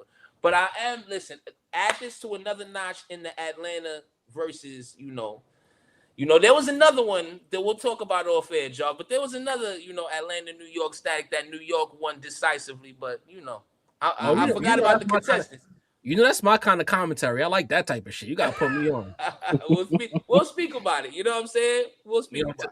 To homie who said the South ain't no, it's Atlanta. It's not the whole South, it's specifically Atlanta. So when New York gets a win over ATL, yes. I can count one, Job. I can count one. Shirley said I should put the cup down. Why? Nah, I want to know what you mean by caping. Who was I caping for? Explain yourself. Dini the balance. Oh, there goes Soul of the South. Sir, why you always hating? Well, talk to Michael Brown. Talk to us. I don't like where it's going.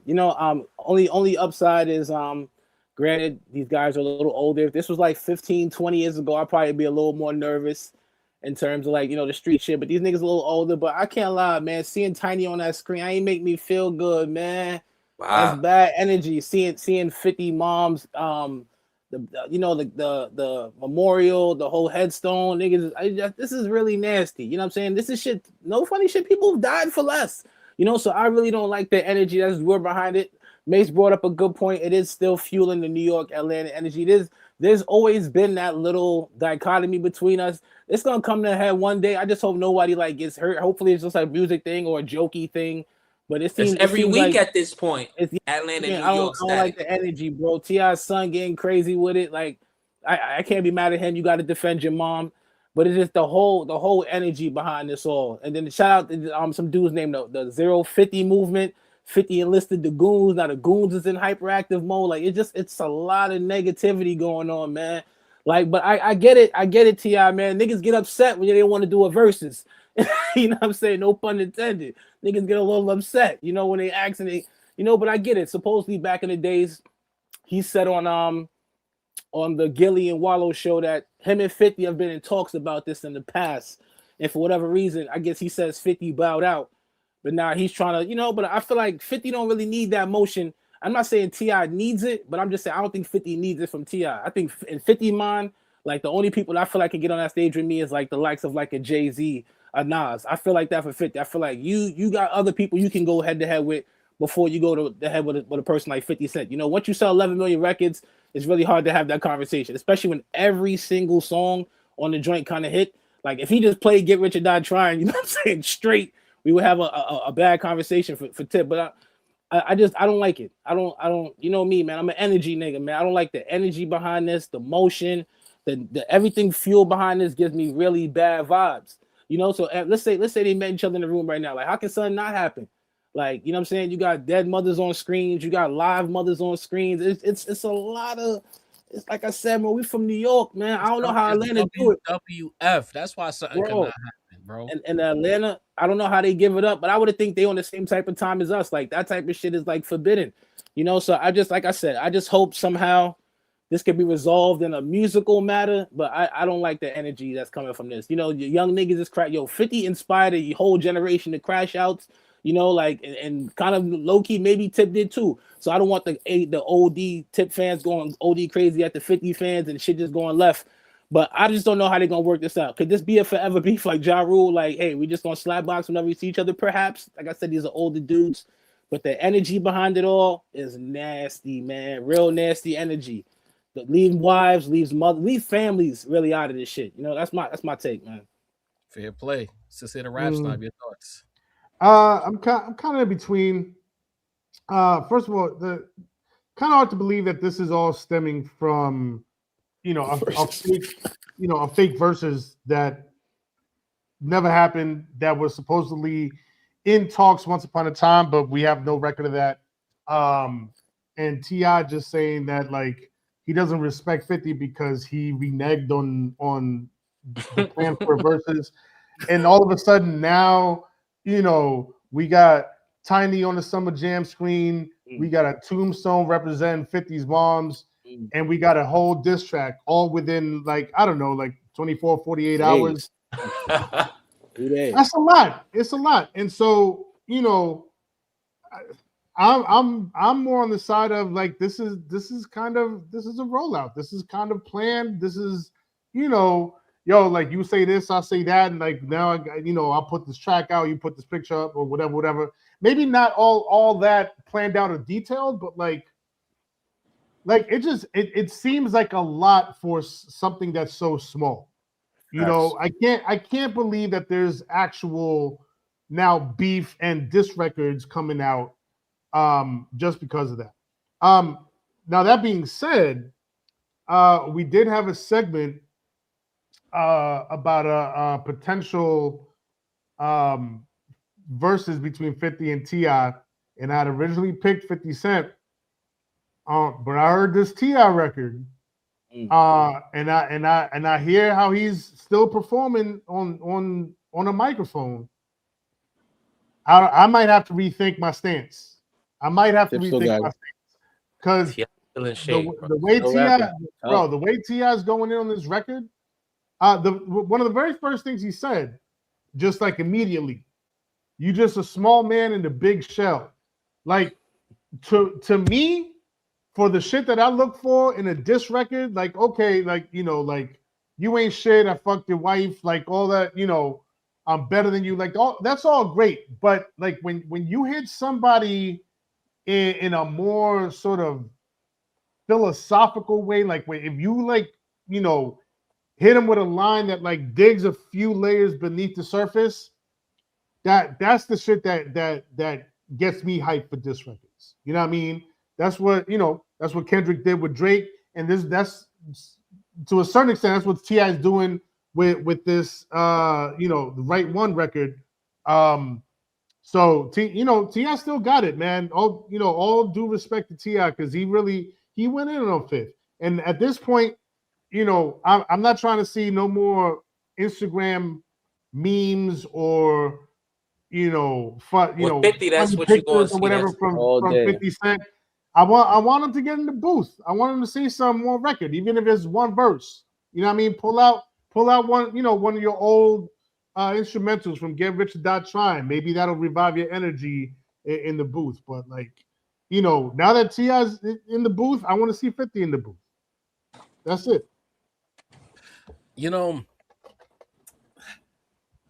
If this was a situation where I could wholeheartedly like suspend disbelief and really lean into it, like it was kind of like when we had the Rap Royal Rumble a couple years ago that wasn't supposed to happen, but then once like that dropped, we were here and it was like, oh shit, we in it, no one's backing out of it. Then, well, someone did back out, but you know what I mean is that I swear I wasn't trying to discode on that. But my point is that we randomly ended up in a situation that no one saw coming. There was no music to promote. There was no album or anything on the way. There was no single that just dropped. It was Drake completed his rollout, did the Scary Hours edition.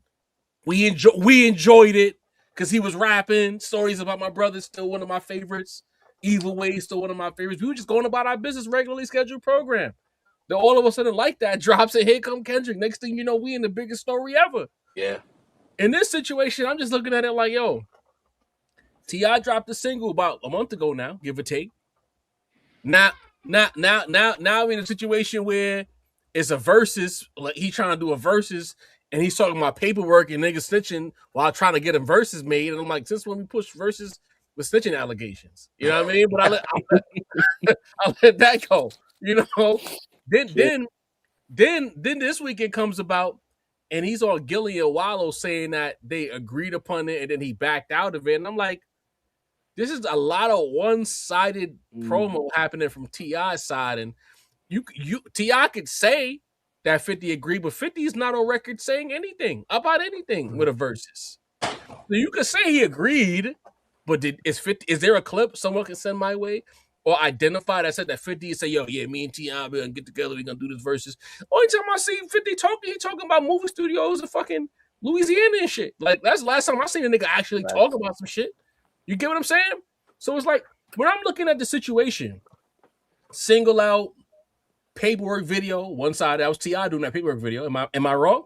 Yep. Inside the studio, where he was talking about the paperwork. He's on Gilly and Wild talking about a verses that they agreed upon. Then 50 finally says something, and it's his wife, very disrespectful. You know, shout out Scarface. I said no kids. You know, no women and kids. No women, no kids.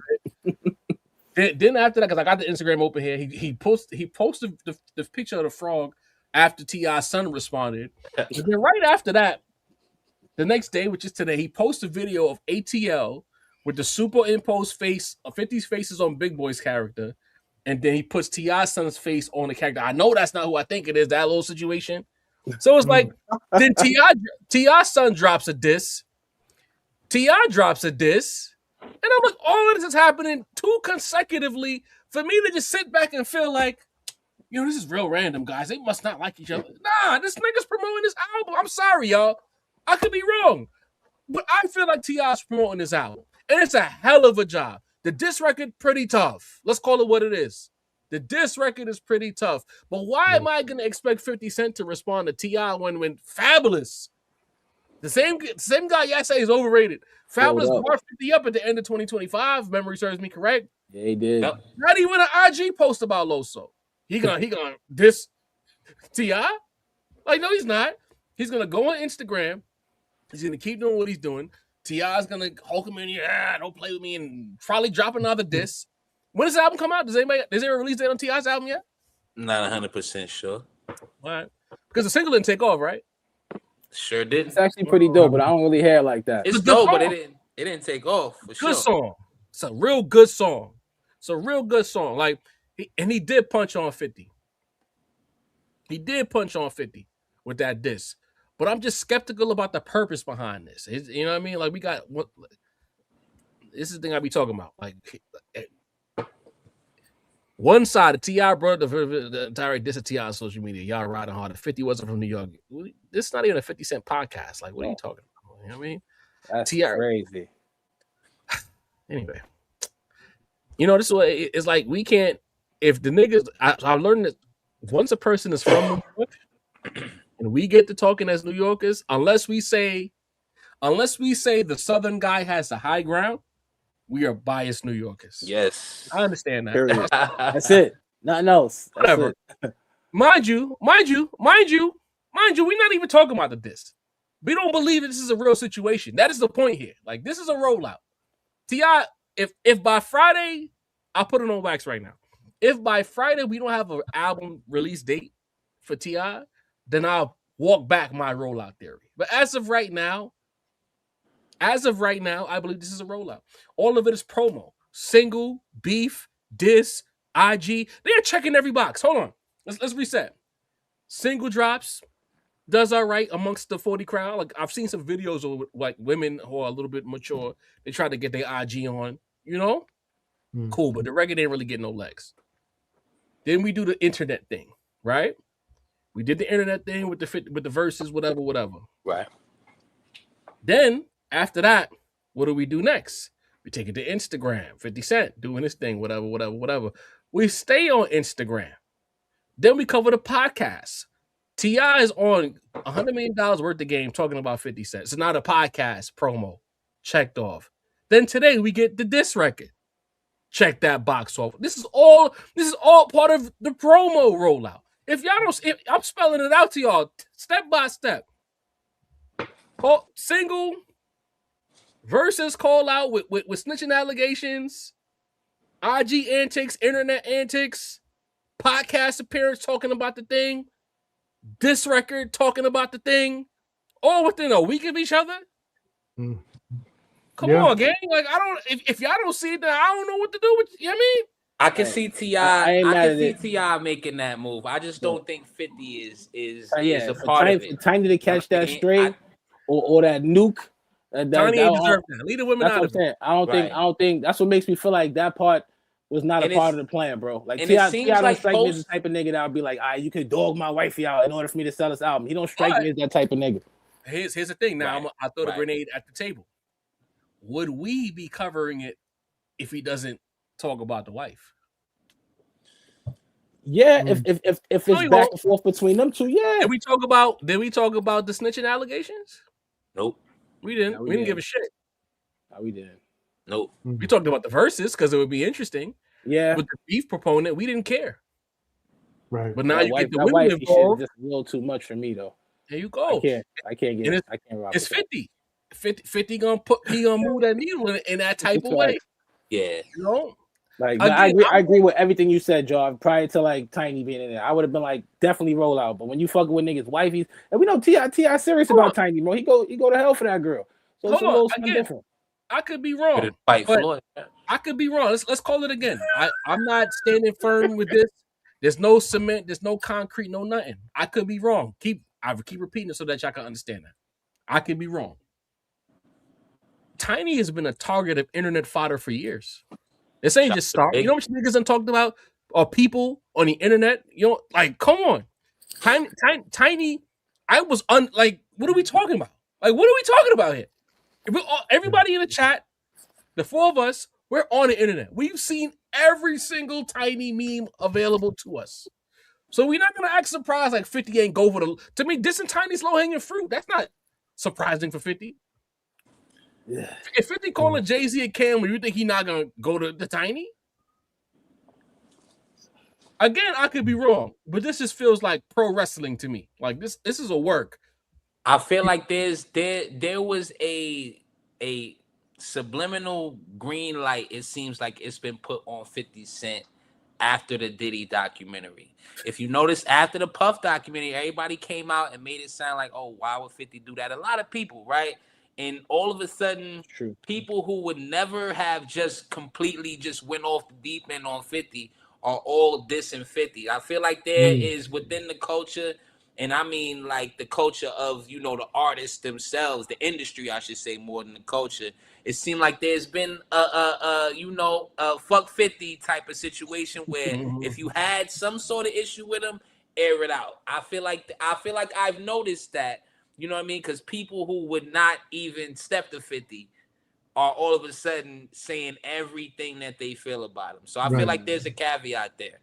And it could be a situation where it's one-sided in the sense that T.I. might be, let me just keep poking this bear until I get a reaction.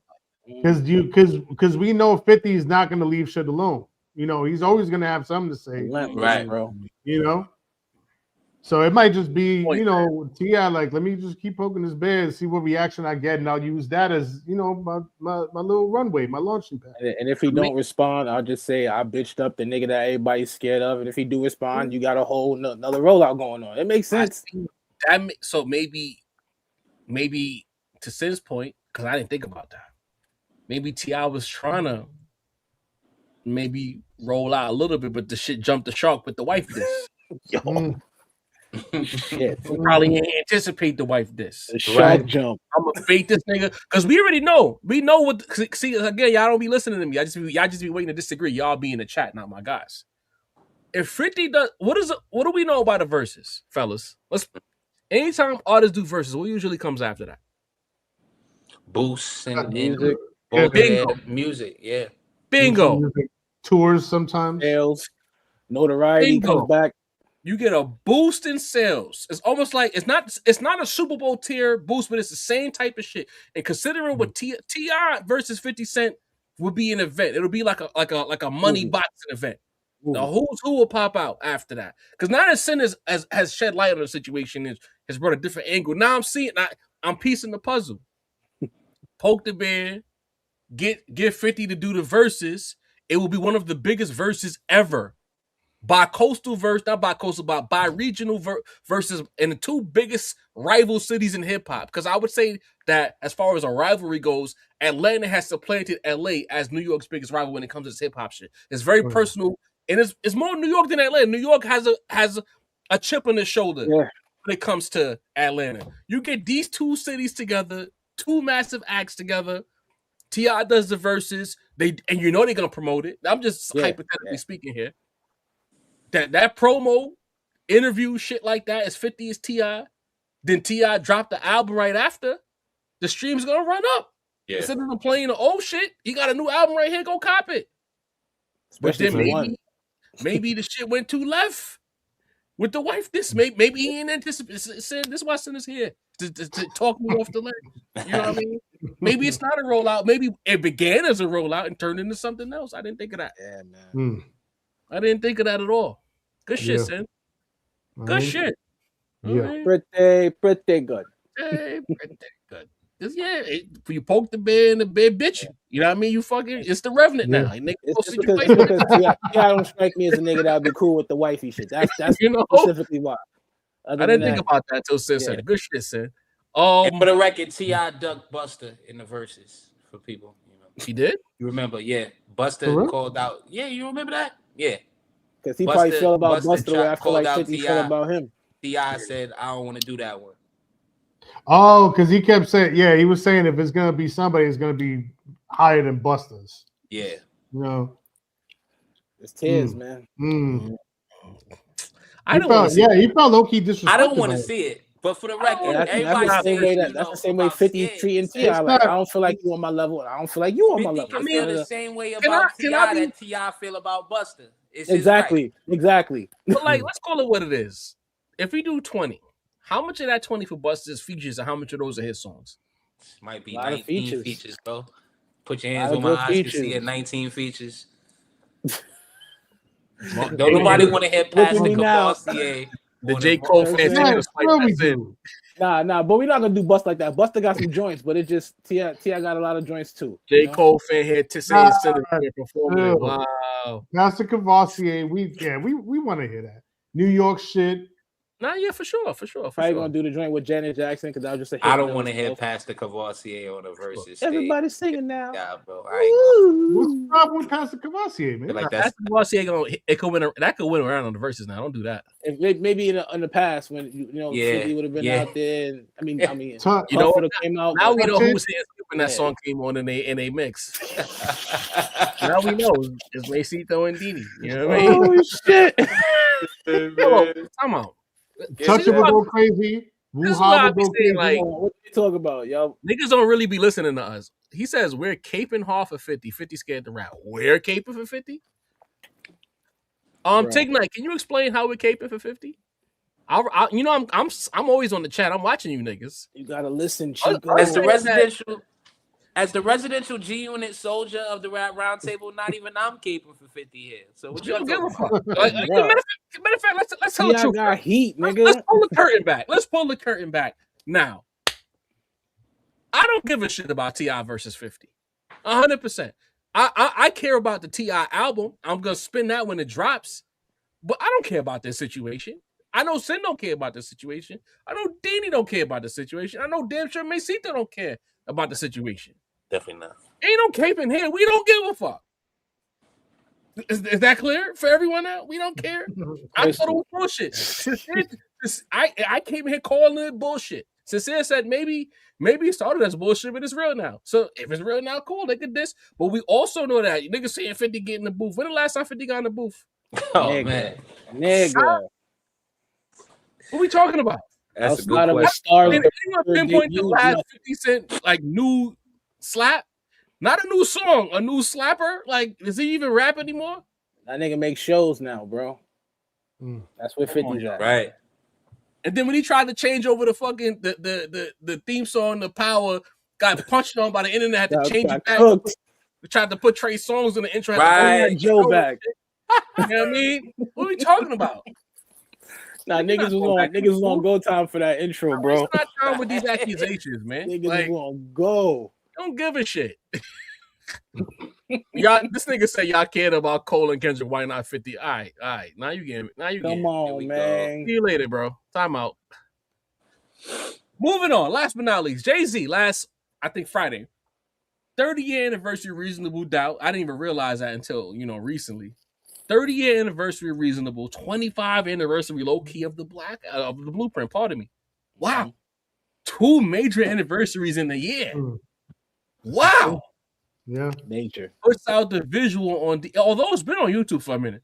Puts out the original Dead President's music video. DP1. Classic. On DSPs, on your Apple, your titles, your Spotify's. It is officially out. Now we got posters all over the city. He changed his name back to his original spelling of Jaÿ-Z with the little thing on the accent on top of the Y, whatever. The umlaut. Well, yeah, right. That. Thanks for that. Talk about it, the smart one. Yeah. Now there's posters going up around the city. There's talk that he booked out. He allegedly, presumably, we don't know for sure, booked out 2 weeks of the Barclays Center. Deanie the Balance. What are your thoughts? Is there a Jaÿ-Z rollout happening in 2026? I mean, I would only hope so, especially when you think about the fact that the album is upcoming on that 31-year anniversary, which means all rights would then go back to Jaÿ-Z. So what bigger thing than to blow the whole shit up, get people tapped in, listening, running up the streams, and just making the album as grand as it was when it dropped. That's personally my favorite J album. So there's a lot of history for me. I'm really hoping there's some kind of show, but I'm low key terrified of how much the price of that show is gonna be. Because I remember when I looked at the shit that he did, the B-sides, when that first came out, I remember looking at those tickets, just scratching my head in disbelief, like, yo, I'm gonna have to catch this on replay. But I would love if Hov did that in 2 weeks straight. He just relived that experience, man. Like, there's so many people that didn't get to live that in real time, that wasn't able to go to a 96 Reasonable Doubt show or performance. So I think that would be epic, and not just for the city, because it's crazy how much we get for flack, but how many people love Jaÿ-Z and how many people Jaÿ-Z has inspired all around hip hop from all different regions and shit like that. So I think that'll be powerful. I think that'll be the celebration of one of our greatest artists, one of the greatest albums in hip hop. And I think the visuals, I'm a big guy in the visuals. You know me, I pop out to a lot of shows. I think the visuals, that'll be one experience you could tell your kids in 20 years, yo, I was at the 30th anniversary of the Reasonable Doubt show. I think it's special. And I hope it really happens, and I hope I could afford it. My pay for gonna go hard. But is he rolling out, Deanie? I don't think it's an album. I don't think it's an album. I think it could be a rehash of Reasonable Doubt, or maybe some additional songs. I think if Jay's gonna put out music, I think it's not gonna be behind the Reasonable Doubt. You know what I'm saying? Why crash one album with another album? I would let that album play out, see what it does. If it does everything that I think it's gonna do, then I could roll out that album. So I'll have Reasonable Doubt turning 31, getting that masters back from that, getting all my money, and then I'll drop another album. What it would be like doing a new joints and then going back and doing a Reasonable Doubt cuts on the stage. I'm just talking about from an experience of a musical experience, a sonical experience, a visual experience. Jay really got the ability to do some real special game-changing shit right now. I just hope he don't drop the ball. All right. Mesito, your thoughts? Is he rolling out? Is it just an anniversary type vibe? What's the play? I'm going to go wishful thinking on this one. This is a rollout, bro. This is a rollout. Jaÿ-Z does a lot of things. He he's the kingmaker at the Super Bowl. You know what I mean? He still gives Meek Mill free tickets to, events, to Patriots games. He might pop out with Beyonce on the tour, you know what I mean? Be the babysitter for the kids. Jaÿ-Z does a lot of things, but he doesn't perform much these days. Jaÿ-Z don't come outside to rap for no reason. Okay. Obviously, we've all known forever. Reasonable Doubt is literally his baby. The reverence he has for Reasonable Doubt far surpasses any other music he's ever made. He loves this album. This was the album that he was willing to just give Rockefeller the Dame and them. Just give me Reasonable Doubt. This is very sentimental for him. So of course he has to do his 30th anniversary concert. You know we all gonna be there. Just like Dean said, there's the people who lived it, there's the people who never lived it. We all want to be part of this, especially here in New York. So for the record, I'm extremely hyped about a Jay-Z Reasonable Doubt 30th anniversary concert. But yeah, this is a rollout, bro. He can't leave rap alone, y'all. The game needs him, bro. Like he already told us. You know what I mean? Prophecy on that first joint. You feel what I'm saying? I'm sorry. Like, yeah, Jay-Z's rolling out. The sudden, changes within his discography or streaming services, I call them the dots. Sin know the actual word for the things above the Jay-Z. You know what I'm saying? He got those, you know what I'm saying? Like, there's, a certain way Jay-Z moves. I gotta see. Does he have he doesn't get any haircuts anymore. So remember, it used to be Jay-Z's growing his hair out, right. He's making an album. Maybe, maybe Dreadlock Jay-Z will cut his hair as he creates his album. I don't know. But yeah, let's get it, man. This is a rollout. Jay-Z done seen everything. Secretly, we have a Super Bowl performance that we don't know what's gonna happen with next year. You know what I mean? We got our Kendrick Lamars. We got our Bad Bunnies. It's time for the Rock Nation Super Bowl halftime event. Same way Dr. Dre and them got they show. You know what I mean? The West Coast did they thing. It's time for the Rock Nation. Who would even be part of that? Beyonce, Rihanna, Kanye. Not Beanie. Hey, slow it down. Slow it down. I just dished you. I know, Kanye. Get out of here, man. Nah. J. Cole? Riri, yes. I don't think the J. Cole thing will happen. J. Cole is in there. This is right. That relationship don't sound too comfy. Denise work, Jov. You know what I mean? This is the Rock Nation. Nah, Megan. Man, Bleak. Get Charlamagne the DJ shit. Man, Bleak is. Bleak. I mean, the state giving out the popcorn, is super active. I don't know if that would happen, but they're still super active. They're touring. Yo, Dean didn't even hear what you just said. You're very disrespectful. Wow. I missed it, Mace. You know what I mean? I just, mentioned, Memphis Bleak is going to be, handling the popcorn. The concessions? You know what I'm saying? Like, shit, the crowd got to eat. Out of bounds, The Budweiser's got to be cold. As the chef, you got to know, respect, you know what I mean? Respect that the fans got to eat, bro. The nuggets got to be hot. Make sure the Gatorades are cold. Jay-Z, Beyonce, Rihanna. You know what I'm saying? Maybe J. Cole get a song or two. You know what I mean? Meg Thee Stallion to dance in the background for us. You know what I mean? Meg is not touching the Super Bowl stage, bro. Stop saying that. Hey, He's not getting on that stage. I hate Serena can crip walk. You Meg can't can go something. Beyonce, Rihanna, Jay-Z to say Meg, bro. No disrespect. You can't Meg do that. Little twerk on stage. Disrespect intended. I'm a fan of the visuals, Job. I just was thinking about the visuals. You feel She'll be in the crowd with Bleak and Clay. Oh shit! But listen. It's a rollout. Let's go, man. New Jay-Z out. Let's get it. Let's hear the raps now. Talk to me. So first, shouts to Hola Hovita with 3 A's at the end. This is the tweet that I saw that made me think, that brought to our attention that the schedule for Barclay is completely clear on the week of Reasonable Doubt's 30th anniversary, which would lead people, including ourselves, to think, if the schedule is booked solid the week before and the week after, but that specific week there's nothing scheduled, come on. We got to believe that Hov is putting on a show. I will be there if it doesn't fact. I'm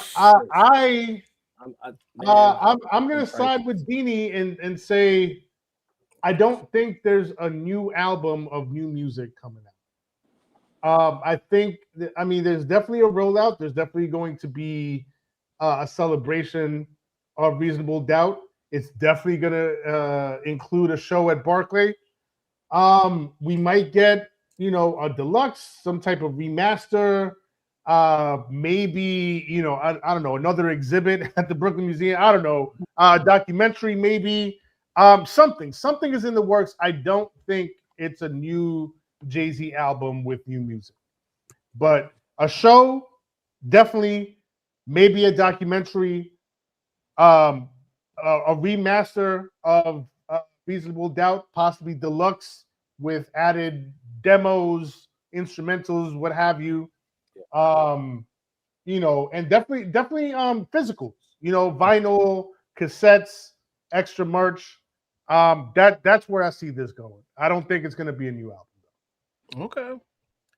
Interesting. Well, I think it's pretty clear that there's something Reasonable Doubt-esque happening. I didn't even factor in the Blueprint 25-year anniversary at first. And I don't think Jay-Z would muddle those two together. Granted, it is a 25-year anniversary, and we'll talk about both albums individually of each other by way of 30th and 25th year anniversaries later down the road this year, of course. But I think the common thread here between my three brothers is how much or how important Reasonable Doubt is to Jay-Z. And I don't think he'd want to have Blueprint lose that luster. So I think it's definitely going to be something Reasonable Doubt heavy. Because even the posters that's been put up are Reasonable Doubt posters that match what the artwork looked like 30 years ago. Right. And much like when we talked about the J. Cole and the Midlife Crisis thing on the last In Studio, this kind of hurt me again when it was like 30 years ago. I'm like, Jesus Christ. I gotta understand, like, he was there. When I was a kid, and they said 30 years ago, that was the 60s. You get what I mean? Right. The 60s, that was a whole other world. Like that I didn't take part in. So when I hit 30 years ago and I was already there, you know what I mean? I'm struggling with that. Yeah. I ain't gonna lie, I'm really struggling with that. Mentally. You know what I mean? 30 years ago, 25 years ago for Reason was kind of kicking my ass too. I ain't gonna lie. But I think it's new music on the way. I think it's gonna be a two-parter. It's gonna be a lot of promo. It'll be a Reasonable Doubt B-side-ish type of show. He's gonna do his hits, do the full body of the Reasonable and some of the classics that you know and love. That's what I anticipated being.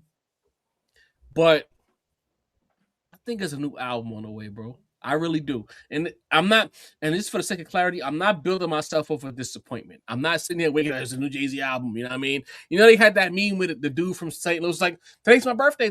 I'm not running around saying there's a new Jay-Z album. I'm not doing that. But what I'm saying is, I think with all the noise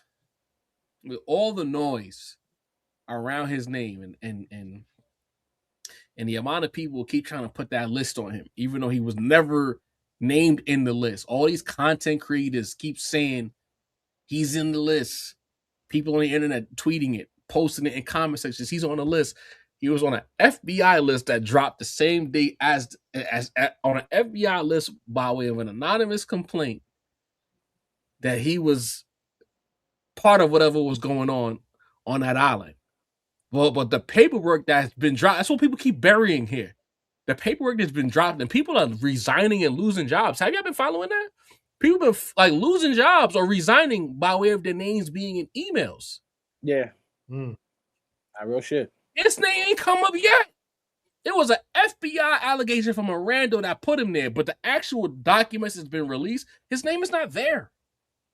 And I think people playing with his name to this degree and almost wanting him to be a PDF, I think it's time for. I think he's ready to show niggas, yo, stop playing with me. Yeah. Like, y'all complain about everything that I do.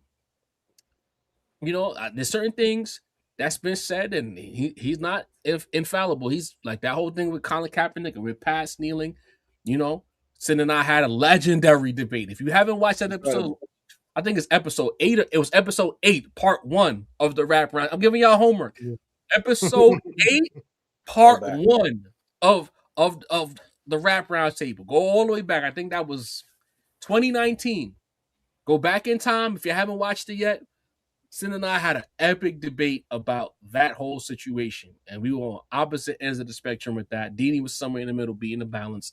I think that might have been when his name was born, like Deanie the Balance. Was that the whole the Barclays thing? Was that too? When we talked about that too, because we had a crazy conversation about the Probably Barclays. was all part of it. Yeah, because I think Sin was saying that Jay-Z essentially being a capitalist, like of course he would be part of this NFL shit. Like he was kicking her back in, and I was doing my best to, you know. I remember.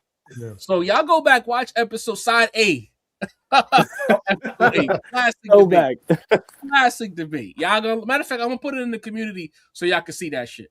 So I think he did wrong with the Kaepernick thing as far as how he worded it, like saying we're past kneeling and all of that, and because I understood the sentiment, because I'm not a literalist, but I understand when people say like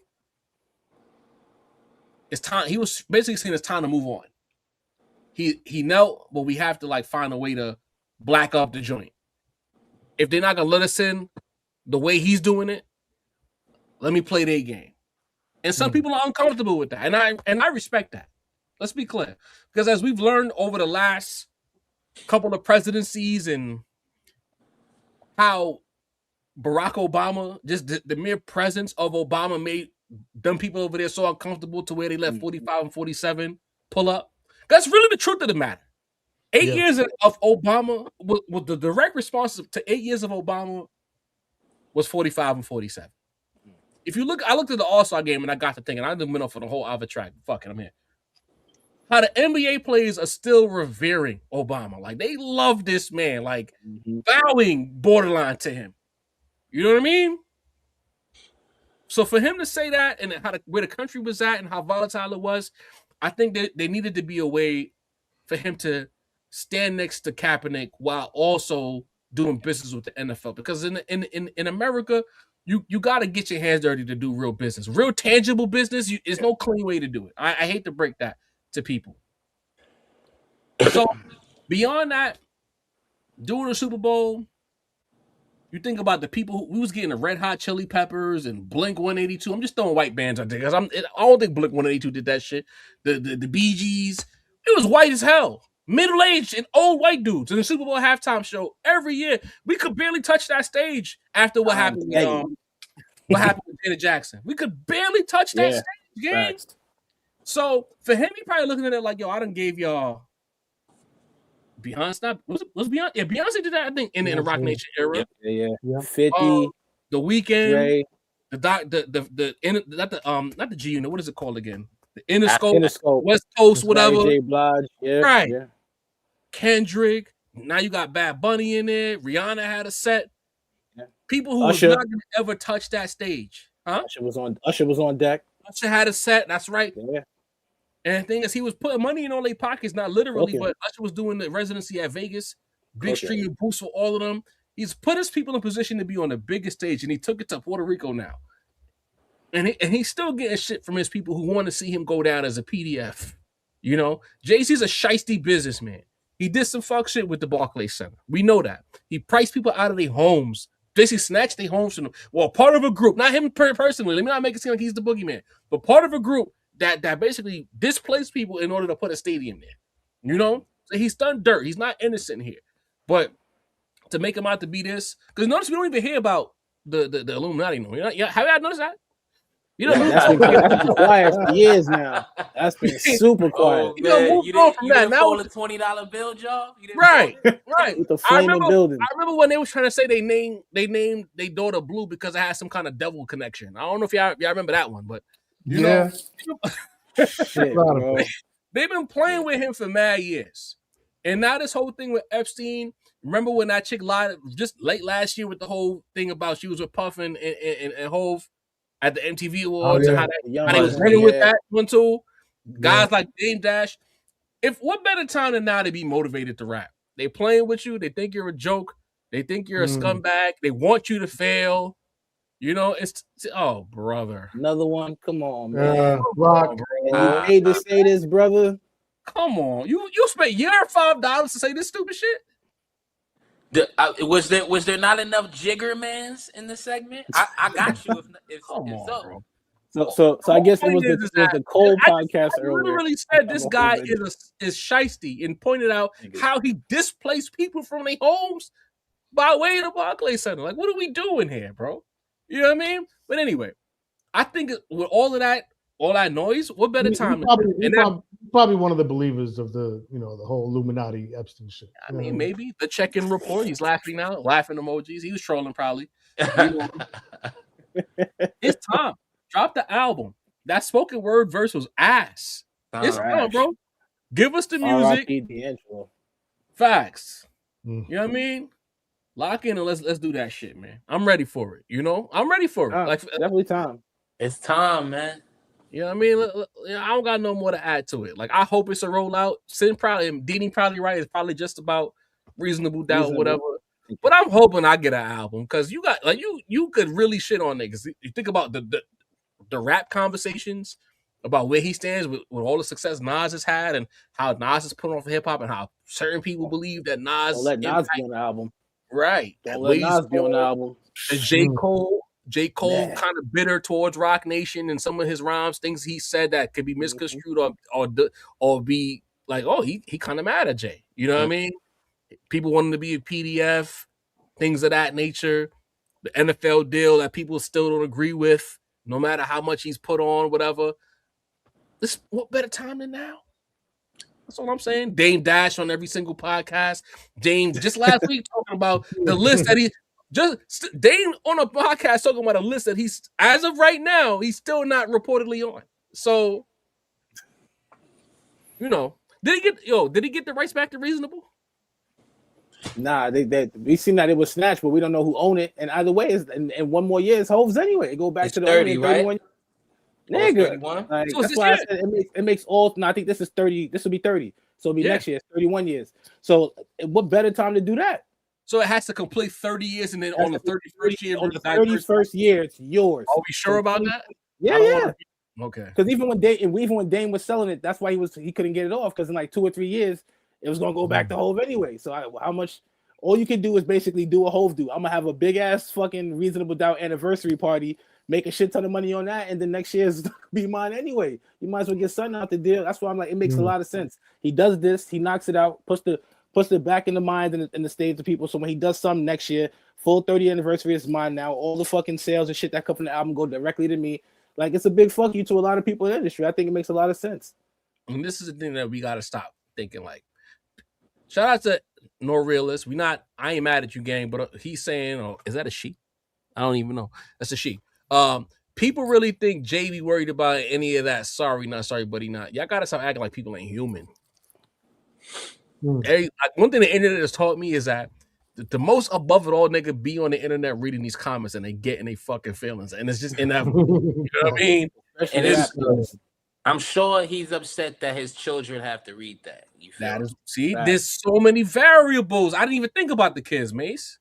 Or even when that shit came out during the premiere of the Lion King movie, to throw a whole kibosh in the shit, because the day that the premiere came out, that's when we heard about Shorty said the shit with him. When he was supposed to accompany the family. You see what I'm saying, bro? So it's a lot of this shit is strategic hate. You feel me? The time to be nasty. The day that list drops, the allegation dropped right before the Super Bowl halftime show as well. Like, it just be shit that, like, kind of like how that tight Nike Tech nigga, he muddied our search because he messed. Anytime you search this now, that idiot is gonna come up.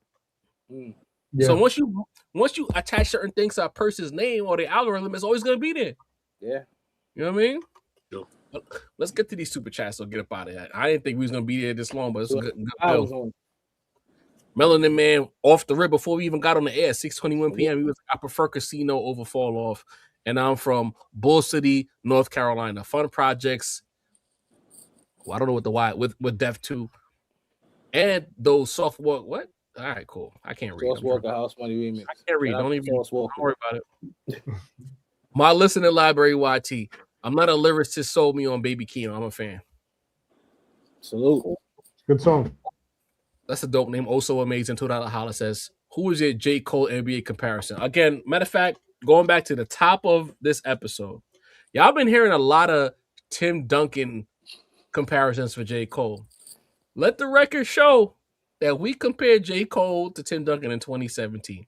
Before there was even a rap round about it on a completely different podcast, we were the first ones to do it. So when you say we follow narratives and things of that nature, a lot of things start here, then they venture off. The Rap Roundtable precursor. That was the prequel, if you will. Yes. The rapper NBA player comp. Yeah. The homie Zig pulls up, says, pleasantly surprised with this album. He definitely got some joints that will be on repeat for me. I felt like he tapped into Kenny via Section 80 Kendrick on I'm Not a Lyricist. Dramatic Girl is a bot for me. Laughing my ass off. He probably talking to Dini about that. Dini Dramatic Girl. Nah, me too. I don't. We understand what it's for, but yeah. Fair play. Rob K 5449 says though details were in 3-point doc. Did anybody watch the documentary? I haven't had time to watch the documentary. Nah, I'm gonna have to tap in now. Check it out. That's probably gonna add a whole new layer to the album as well. That's a fact. Yeah. Check it out. On YouTube, right? Mm-hmm. Yeah, I'm gonna lock into that. I'll probably watch it tonight then. Fuck it. I got you. I gotta work tomorrow. I don't work till I gotta call a game in Queens. I don't know how I'm gonna get out there because I ain't driving, but shit's crazy outside right now. Yeah. I might get you on the train tomorrow because I gotta go to Jamaica, Queens for this basketball game tomorrow. Shit. Dre got 4975 says Keem YN Kenny. I like that. I like that a lot. I can see it. Jermaine L. Johnson. Shout out to the homie Jermaine L. Johnson. Real quick, if you're still here, I made you an admin, not an admin, a moderator as well. I added 4 moderators. So it's Jermaine L. Johnson, Shot Princess, because she's been real steady in the chat. You know what I'm saying? Even if she curses me out but love sin, that's cool. I like the energy. So her, Jermaine L. Johnson, Mike H, and TB. Those are. I was waiting to see if Jeremy Cole will pull up, but he ain't pull up tonight. So, but those are 4 moderators. Casino has many of the ingredients of a classic album, end-to-end joints. When you ask for people, when you ask people for their favorite songs, you get 4 different answers. That is a great. This is true. That's a great barometer. No funny. Yep. T-Mac pulls in with a super chat just for the love. Much love, T-Mac. Always showing love with that paper. T-Mac, much love. Even the super comments, like if she's not in the chat or he, because I don't even know if it's a she. You know what I mean? But whoever it is, that person, if they're not live during the chat, they throw the super sticker in the comment section as well. Yeah. 2HQ with a $20 holler says, do you guys question whether K. Dot is writing for Keem? Would love to believe that he's writing his own. I think Keem right. I think they both write their own shit. I don't think Kendrick would have him jeopardize his integrity that way. You know what I'm saying? If nothing else, like Kendrick's writing a little bit for Keem. Yeah, I want you to be on when they mention that. I don't want them to ever think about you when they mention that whole writing shit. That they're gonna have to put some respect in your name. I think Kenny wouldn't do it even if just because he wants him to have the same respect and work it up the way he did. So I think he's definitely writing for I don't know if he's writing for him, but I think it's input. I think there's a lot of creative input in studio sessions, like not no internet stuff. These things is in the studio working. That's what I think. Yeah. The homie BTG, $5 holler says, I smell something. House Money, Birds and Bees track definitely sounds like a Drake song. I think this is Keem's Illmatic. I don't know about that, but you know, that's a lot. Yeah. BT. West Coast love. BT, how you like that influence, bro? Not with Dramatic Girl on it. Yeah. TB was good. TB, one of our moderators. Hey, my faves, the visual storytelling on a 3-part Casino doc is translated in the album. Job the Gentleman, who you're inquiring about, is Keem's cousin based on the 3-part doc. It's a must-watch prior to listen to the album. So, yeah, we got to tap in. We got to watch that shit. Dope. You know what I mean? Miss Noel 6925 $10 says, I'm disappointed with Cole's performative antics because it came out of nowhere. He's never alluded to this so-called persona and saying the last 4 albums were a side quest. He's creatively bankrupt. Woof. Yeah. Woof. She said it. Not me. But I feel you. You cooking though. I feel you. Miss Noel off the top row with the Lex Luthor steel-infused elbow. Man, Jermaine L. Johnson says, I'm stepping away from being JLJ. Now I'm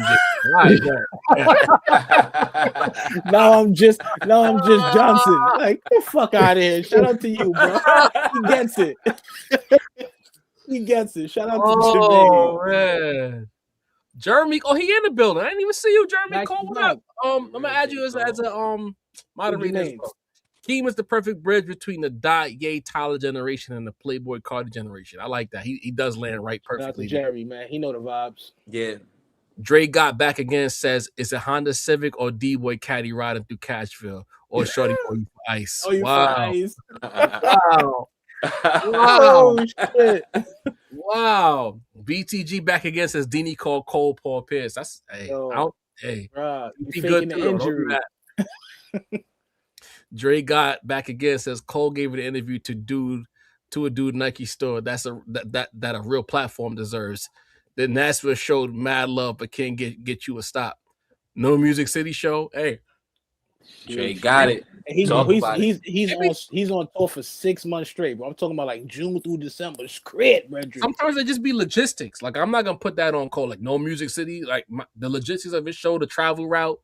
Maybe they just wasn't an availability at that time. Three New York shows. I was very shocked to see 3 New York shows.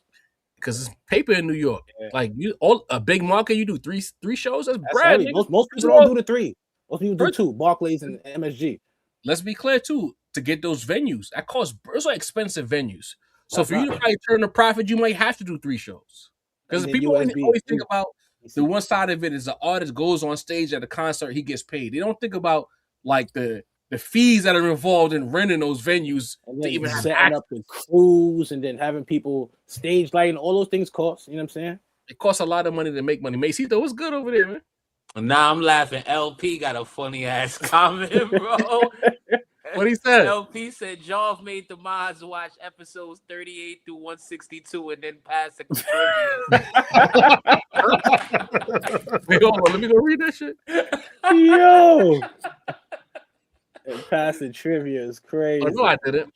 Nigga, I asked, yo, fuck out of here, LP. I asked you to that shit. You said no, nigga. Get the fuck out of here. One episode. You the first thing I personally asked, bro.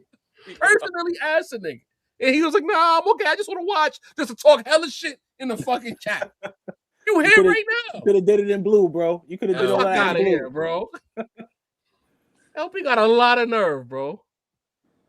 Jumbo Frame says, "Send the Gucci Versace hoodie was an AI made by the bot." So I went and did some research. The source from that original photo was one of those satirical Twitter accounts, and then I took a good deep look at the photo.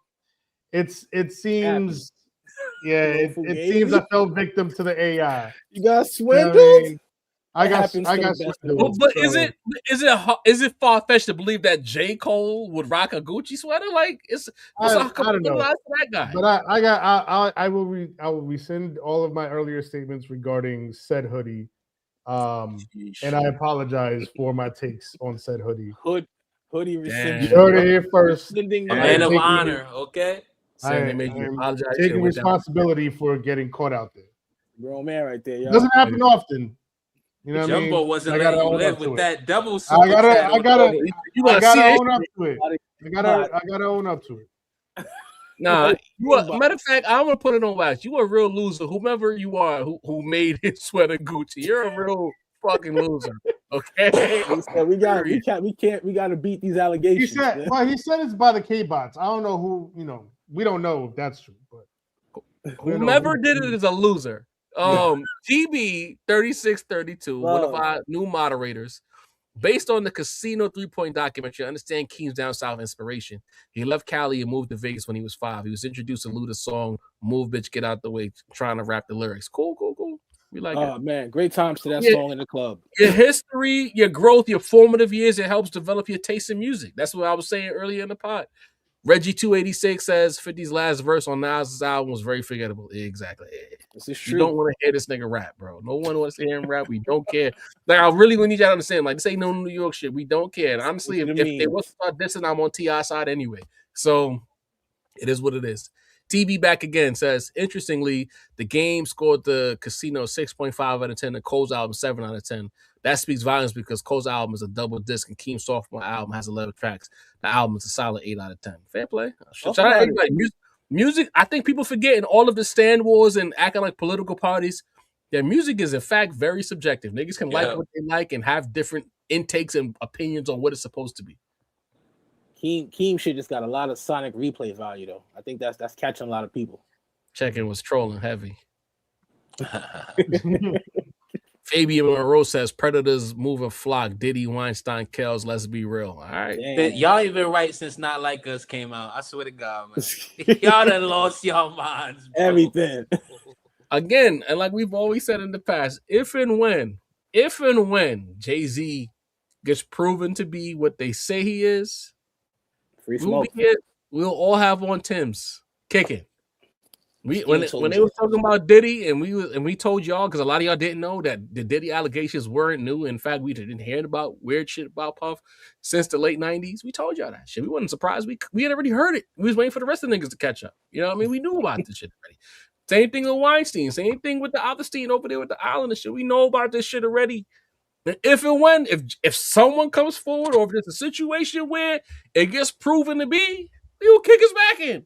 But right now, we can't kick niggas back in. We're not the platform for that. We're not kicking people's back in without actual proof. Because we'll look crazy in the end. Honestly, it's for those that actually do believe that, it's worse for them that all of these allegations keep coming out and they all are completely unfounded, have no foundation to them whatsoever. Like the stories are so outlandish, and just a few seconds of research will show you that like somebody just made this shit up. It doesn't help that cause for all of these unfounded fluff stories constantly coming out that have no foundation to them whatsoever. So it's gonna be a strange time in history when we look back and say, "Hey, remember that era where everybody was calling everybody PDFs?" It's gonna be a weird, callback. I'm promising. It's gonna be weird, bro. You know what it is too, bro?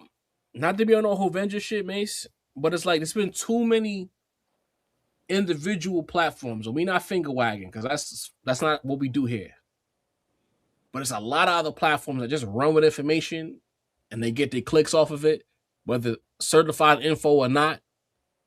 And because we don't do, I guess we've become the outliers in that we're not running with the information because we'd rather be right or accurate as opposed to just running with it because, you know what I mean?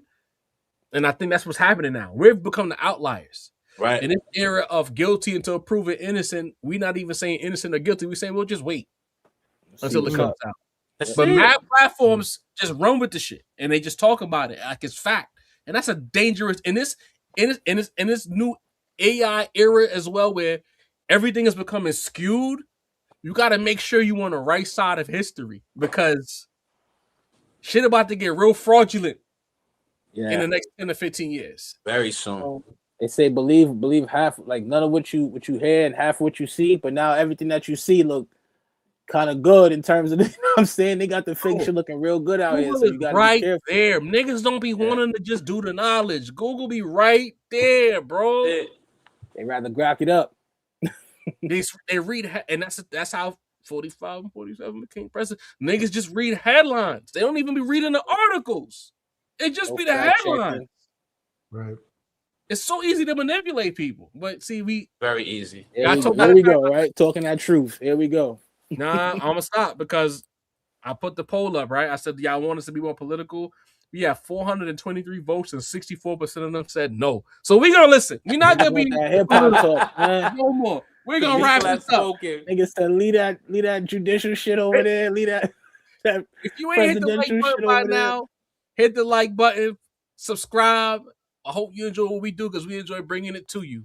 Dini the Balance, take us home. To each and every one of you amazing people in the chat, whether watching live or on the spin back, you know the vibes. You know what we need you to do. We need you to hit that like button, subscribe, swipe, and hype. All that shit is free. Show that love like we love y'all. Shout out to Javi. Shout out to Sensei the Rap Snob. Shout out to Macito, the voice of the culture. I'm Dean the Balance, and y'all know what the fuck it is, man. Monday Night Raw, the Rap Roundtable. You dig? We out here 2 hours and 43 minutes. We had a little marathon out here. You know, shout out to the gang. We love y'all.